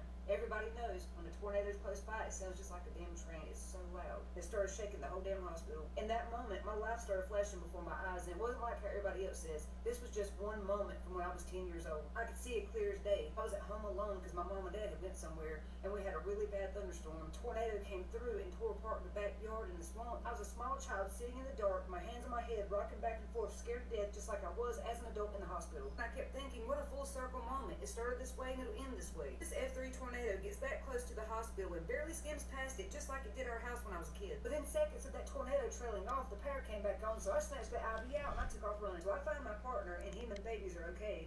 And then things start to calm down within the hour, and the nurses and doctors start putting everything back together. So they put me on a stretcher to move me from this room to the surgery room. As we're walking by the ambulance section, this ambulance pulls up, and people, EMTs, start jumping out, and they tell the nurses who are pushing my bed to come help them. It was a man and his 2 kids. The tornado hit their trailer earlier that morning while they were getting ready for work and school before it hit our area, and they were just now getting to the hospital. So we're stopped there, and all these nurses and doctors are working on this other child. The one had already died, but they were still performing life-saving measures on this one.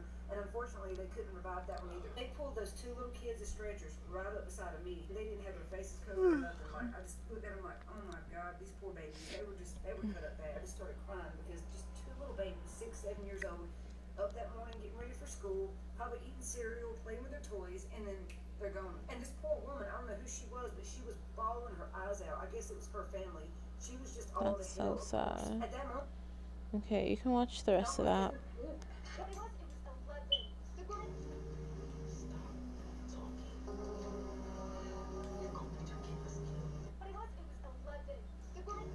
That is scary.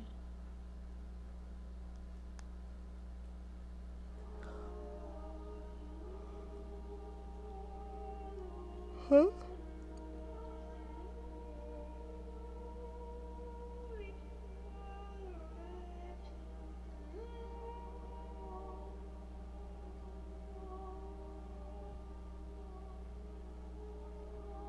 Hmm?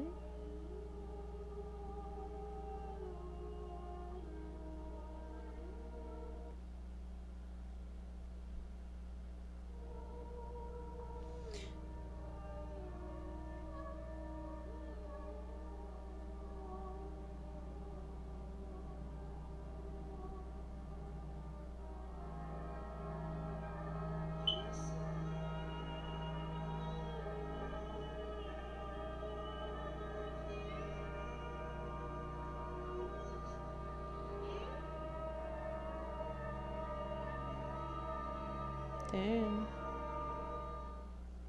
That's crazy. Oh, he's right there. I didn't even notice. I thought he was like inside the window somewhere. I didn't notice he was like right there standing. Like right there. There's something Right there. really strange going on here, and if there's something really strange going on here, and if something ends up happening to me, I just hope that this video can maybe explain it. What? Okay, so I have these two mirrors in my room. As you can see, they're pretty normal looking mirrors, but I was cleaning and I had them kind of set up like this, and I noticed something really weird. Just watch. See, when you look through the mirror into the other one, it becomes like a window. The back rooms. And there's this huge warehouse, grocery store or something down there. But wait, it gets even crazier. Watch this.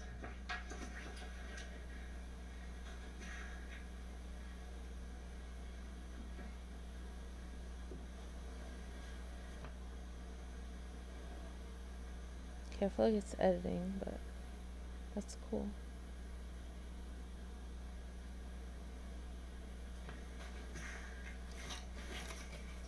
Right after the moment of truth. 3, 2, 1. Whoa. The hell? What is this place? Hello?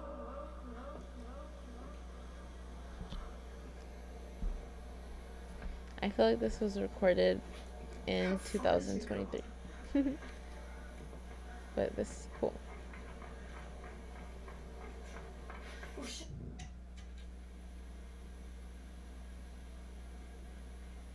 There's something really strange going on. You ever Yeah. and Because there's more. But that's cool. you ever met someone in a dream that felt like a soulmate? Picture this.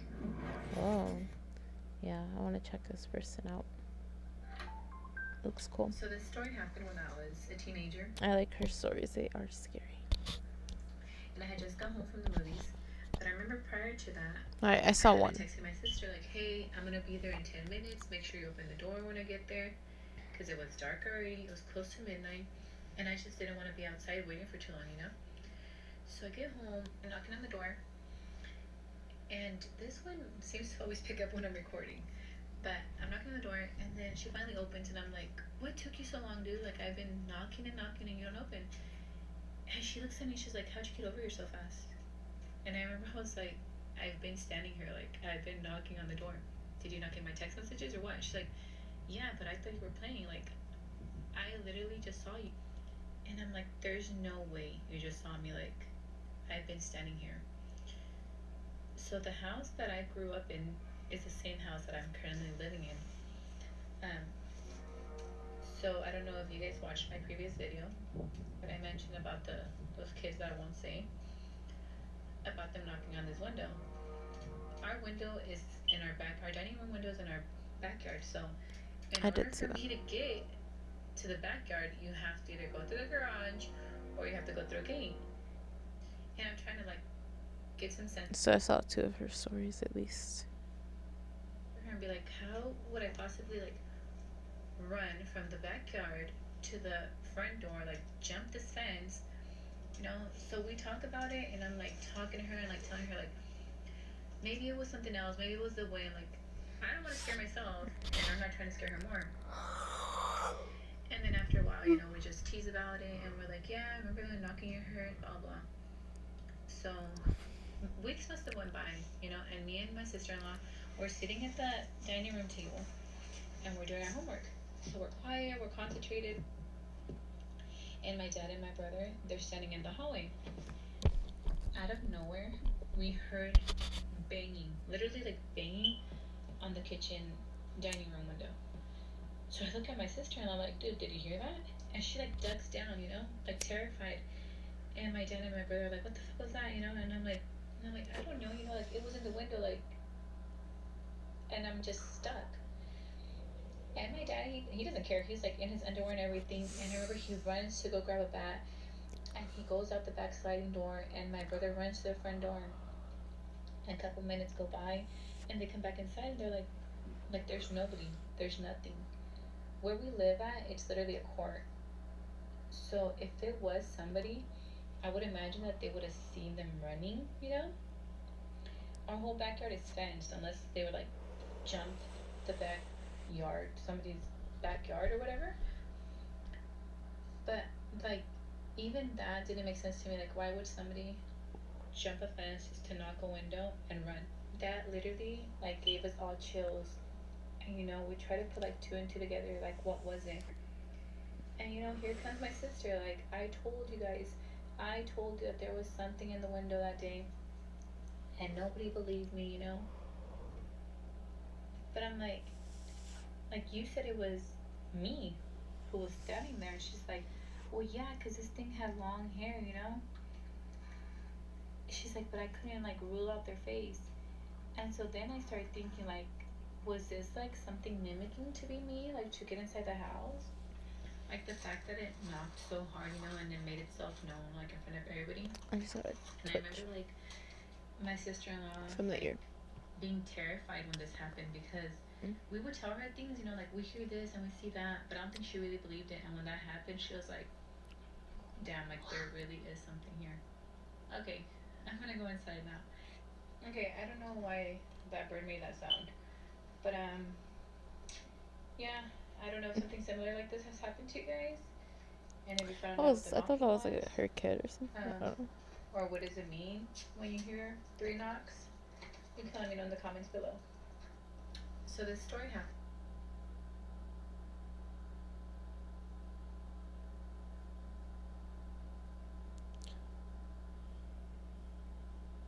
I'm going to tell you a story that to this day I have no explanation for. I shared a room with my twin sister when we were kids. And growing up, my twin sister had night terrors. She would wake up everyone in the household in the middle of the night by screaming at the top of her lungs. It was very common. She did it all the time. Mm-hmm. So much so that it was not really an event when she did it. We were just annoyed at her screaming. So when we were about 12, I remember one night, go to bed. I'm in my bed, she's in her bed. Lights are off, it's the middle of the night, everyone's asleep. And my twin sister starts to scream. We're talking about like a blood curdling, like top of her lungs scream, not just whimpers, not just a scream like someone's hurting her. That was the norm.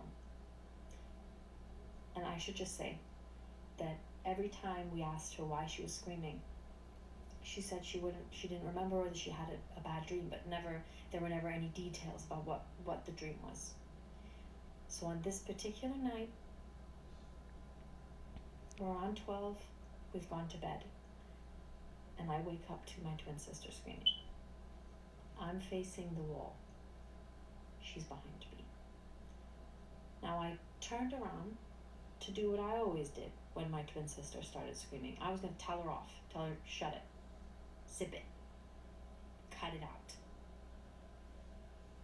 when I turned around on that night, I saw a figure standing above her bed, looking What the down at heck? her. And I was so terrified that I closed my eyes. Wait. Why is it showing? Like, not what's on my screen.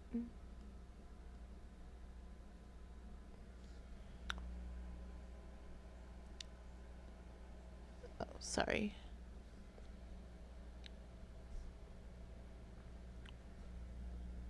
And I started screaming too. Okay. Now I turned around to do what I always did when my twin sister started screaming. I was going to tell her off, tell her, shut it, sip it. Sorry if you didn't see the last story. It was when I turned around on that night, I saw a figure standing above her bed, looking down at her. And I was so terrified that I closed my eyes and closed my ears with my hands. And I started screaming too. We both were screaming at the same time. It was madness. My poor mother flew down that hallway, and I grew up in Africa, and during that time it was quite dangerous. So my mother thought that there were intruders in the house. It's quite common to have people break into your home in certain areas of Africa during certain times. So she's running down the hall. She turns the lights on of our bedroom, and there's no one there. There's no one there.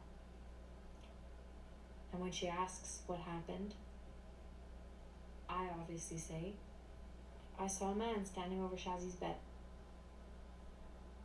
And then Shaz says, I saw a man standing over my bed. We both saw him. We have never seen him since, but we both saw him, and he was gone when my mother turned on the lights. And I have no way of explaining this. Let me know if you've experienced something similar or have heard of something like this. That's it. Can I tell you a story that to this day I have no explanation for? Alexa, stop. Alexa, stop. Wait, this person said, my twin and I, as adults, saw the same figure standing over our bed same night, 400 miles apart. That's scary.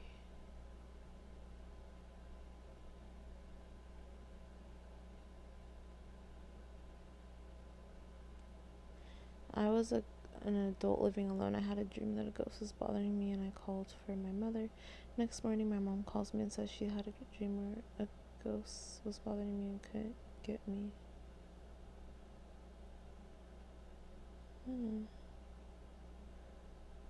Interesting. What's wrong? Yeah. Oh. Can I tell you a story? Also, I'm sorry for like this story. If you heard it, it was this girl. This was the app. If you want to like rewatch it, and then this was like cool. But I'm not gonna like rewatch it. It's fine. But it was like silly. But I think her stuff is cool, and I want to check it out. So yeah. So this story happened when I was a teen. Can I tell you a story? What's wrong? What's wrong? Yeah. We're in a cabin in the woods, okay? Alright? And then all of a sudden, I open this door, and there's this thing. Why is that there? It's not Halloween no more. How do you know it's not a person? Why are you fucking with me? It's not funny. No, it's not funny. Close the damn thing. What's wrong? What's wrong? Yeah. We're in a cabin. Well, that's creepy. What the heck?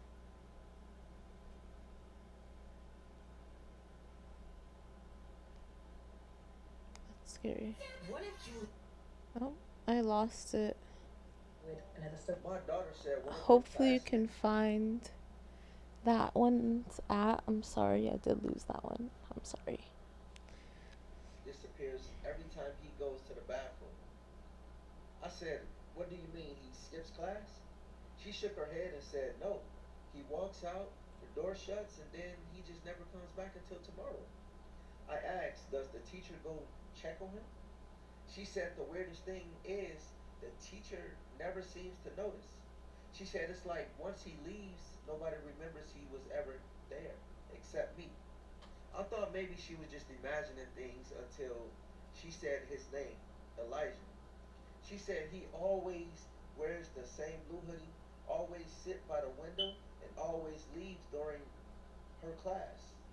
And Interesting. that today, right before he left, he whispered something to her. Don't let them call your name. I asked what that meant. She said, I don't know, but when the teacher called my name, the lights flickered. That's when I decided to check the school's attendance board for the last month. There was no student named Elijah enrolled for the last month. And I asked the teacher the next morning. She paused, then said, we had an Elijah, but he passed away in the bathroom 2 months ago. I asked what happened. She just said he went during her class and he never came out. Later that night, my daughter woke up screaming. I ran into the room. She was pointing towards the window. I didn't see anything at first until the lightning flashed. And standing on the other side of the glass was a boy soaked in a blue hoodie, holding a paper with her name written in red crayon. Why does he disappears, but still comes back with other kids' names? Hmm. My daughter said one of her classmates disappeared. This is one of the scariest stories on Reddit, and it comes Okay, from the Reddit. subreddit Sounds like Don't it'll be Sleep scary. by user Or NS don't Lewis sleep. about 5 years ago. You're gonna want to strap in for this. Alright, My let's wife see. has a removable face. I've never glimpsed what lies beneath it, but my best friend has. Samantha told me about it on our third date. We were watching a movie on her couch when I made my move to kiss her. She whipped her hand in front of my face and blocked me. There's something you need to know, she said. I braced myself. Here it comes. I'm not ready for a relationship, nothing to do with you, of course. It was the absolute last thing that I wanted to hear because I was already crazy about her. Okay, I said. I have a removable face. That's a new one. You have a what? I was about to laugh, but she had a deadly serious expression. I have a removable face. Is that like a metaphor or something? No, my face is literally removable. Look closely. She lifted. That's crazy. Like literally, like off, like Iron Man. Like, does Iron Man have a removable face, or is that? I think his heart is just removable, but not his face. I don't know. Chin and traced her jawline with a finger. You can see the seam. After admiring how beautiful her neck was for a dizzying moment, I leaned in for an inspection. It was very hard to see, but it did look like there was a slightly unnatural transition from her face to her throat. I grew dizzier as questions rushed into my head. Don't bother asking why or how or anything like that, she said. I can't tell you that. If that's going to be a problem, you should leave now. I'm letting you know this because I like you and I want to take the next step, but this is non negotiable. Okay, I said, unsure of what's happening. Not a problem. So what? You have a removable face. Who cares? It looks good. There's Not who cares, it looks good. else. Once a day, usually Like, in the oh, evening. it's fine if your face is removable as long as it's like really sexy, you know? I have to remove the face and disinfect the inside of it. If I don't, it will rot. This takes about an hour, give or take, depending on how my day went.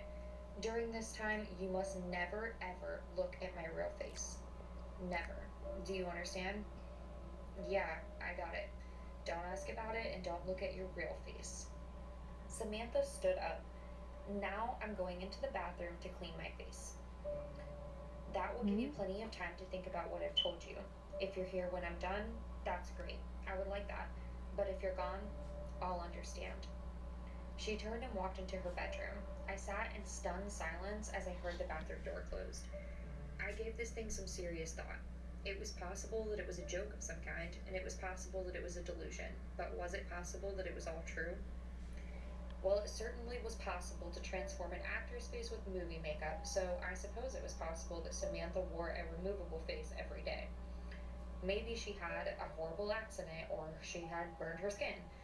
If she had, I would never know because she would never tell me, and I would never see it. I pictured a face of raw, naked muscle. Could I kiss her if that's what I was kissing? But wasn't that what we all were under the skin? Just muscle and bone. I paced around the living room, running my hand through my hair. I liked Samantha a lot. She was smart and funny and beautiful. But was that beauty even real? Did it count? Did it matter if it was real or not? And was I being superficial for even worrying about it?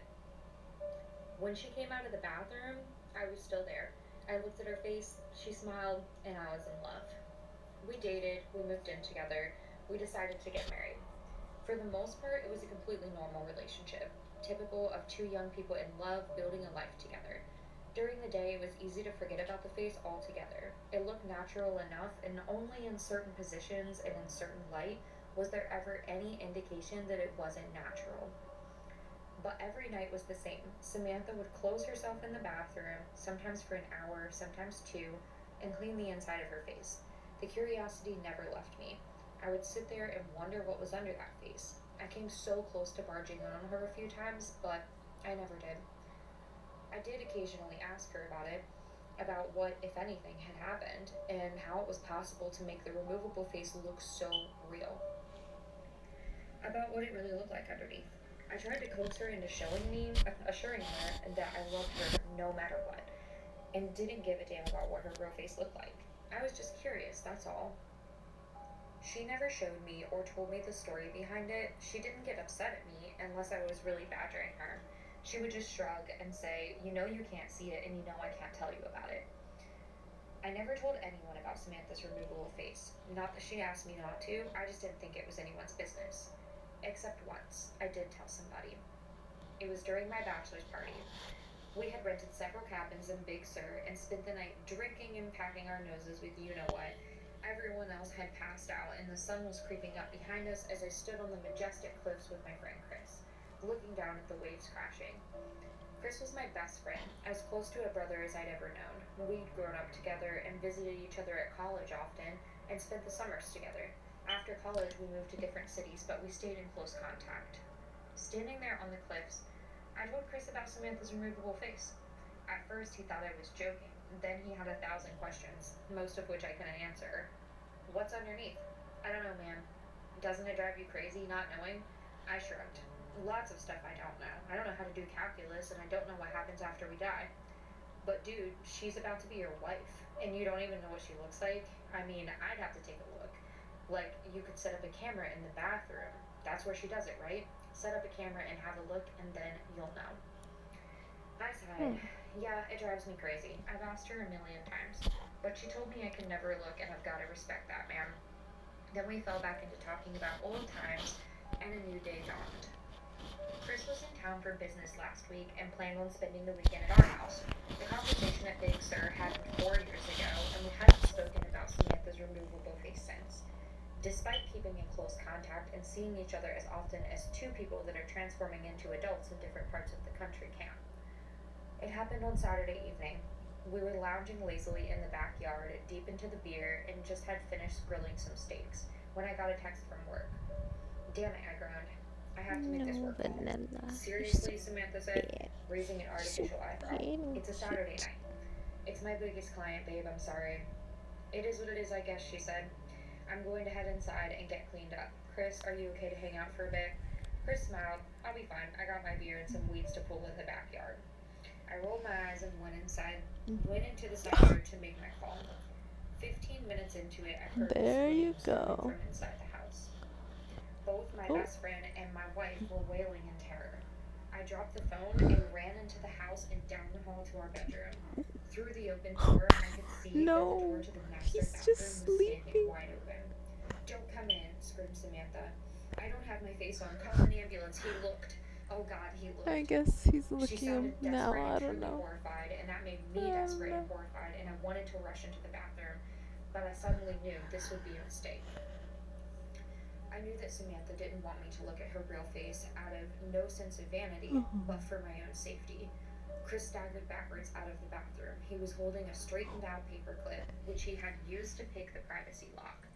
Now he was stabbing it into his eyes and shouting gibberish. They're He so was clearly in adorable. the depths of madness, and it turned my stomach to see him like that. Call the ambulance, my wife screamed. Don't come in here. He looked. I turned and ran back to the side yard where my phone was lying in the newly mowed grass. My client was still on the line, alarmed, wanting to know what was happening and what all the screaming was. I hung up on him and called 911. When the paramedics arrived, Chris was having a seizure in the hallway. Samantha was stroking his head and sobbing. Her face was on, but it had been hastily done, so everything looked off.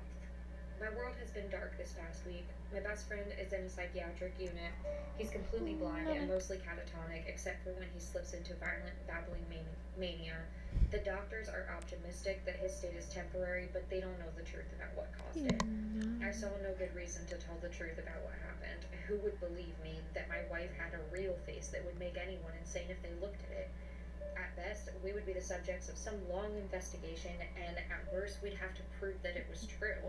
And the only way to do that would be for Samantha to show her face. I did follow up with the police and confirmed my story. Samantha is in a state of her own. She still cleans the inside of her face, though not as regularly, and when she puts it back on, it's always crooked now, and it's beginning to smell. I've tried to reassure her that it's not her fault. He knew. I said I told him. How could it not be me?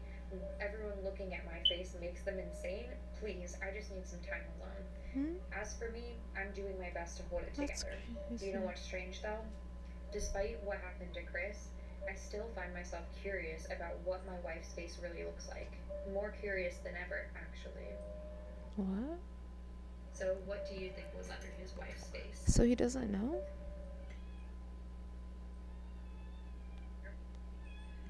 Hey, break it up. Break it up. Break it up. Oh my goodness, break it up. Break it up. Sanrio, be nice to that baby. I mean, the baby can definitely defend themselves against Sanrio. Yeah, it's just, hey, Sanrio. Hey, break it up. Sanrio. No, be nice.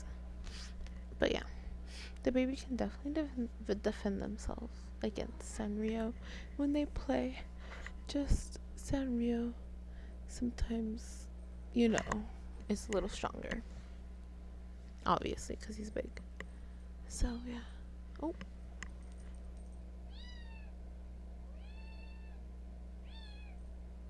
Also, the baby does not like being trapped, I don't think. So, if Sanrio's like winning, I don't think the baby likes that. I grew up smack dab in the middle of Appalachia, and there's always been I grew up smack dab in the middle of Appalachia. Okay. One more thing. I did want to look up this one thing that I saw. So I want to look that up. And then that's it. That'll be the end of the video.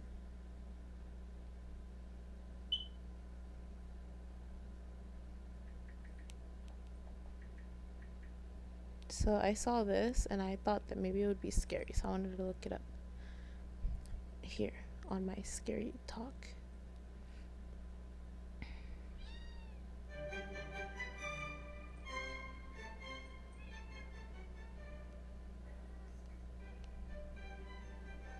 Does the older generation know how old Gen Z is?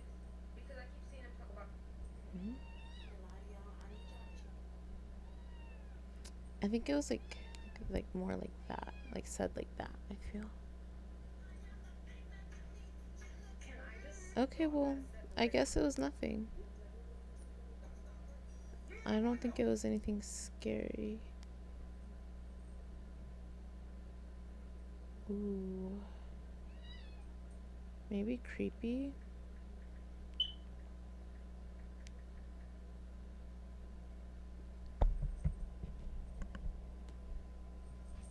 I'm gonna tell another weird story. Except I just want to thank you. Alright, y'all. Part one. I ended up saying Wait, what? When I was around 9, 8 years old, I remember I was sleeping I in thought bed with my 98. mom. And my mom kept on saying that she kind of felt like there was somebody outside that was probably like looking. At this point, it's around 1 o'clock in the morning.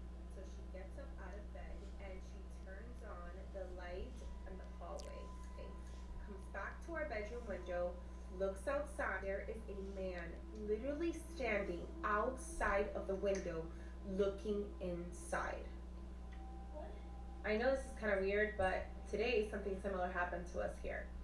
So I'm in the bathroom and the girls are like, oh, let's walk the dog because we were about to go out. So I was like, sure, go outside, walk the dog. And my older one is like, mom, mad sus that there's a car that like keeps on passing by, like a blue car. And little one at this point is like, oh, I'm gonna go check it out because she's sass and all. The car keeps on passing by more than once. I think it was like 3 times. They come to the window and they start looking outside the window and the car passed by yet another 2 or 3 times. When I finally come outside, I go outside and the car is nowhere to be found. Car never passed by again. So when we finally get ready that we're like heading out, there is a blue balloon randomly right in front of our door. And it's maybe nothing, but I can't help but think about the case of the balloon man on Tumblr. And if you've ever read the story, let me have the story time. When I was around 9, 8 years old, I remember I was sleeping in the bed with my mom. And my mom kept on saying that she kind of felt like there was somebody outside that was probably like looking. At this point, it's around 1 o'clock in the morning. So she gets Okay. up out of bed. That is that person's TikTok. She turns on. And let's just go back to mine. Okay. But yes. Sorry, I have my ear. Okay. But yes, so I am all done looking at, the scary side of TikTok and all of that. So I hope everyone enjoyed the video. I hope everyone has an amazing day. Thank you for watching. I hope you subscribe to my YouTube, follow me on TikTok, Twitch, at chiropractor. So yes, I hope everyone has a fantabulous day, and yeah, I hope that you got a little scared as well. But if you were, at least you weren't alone. At least you were with me.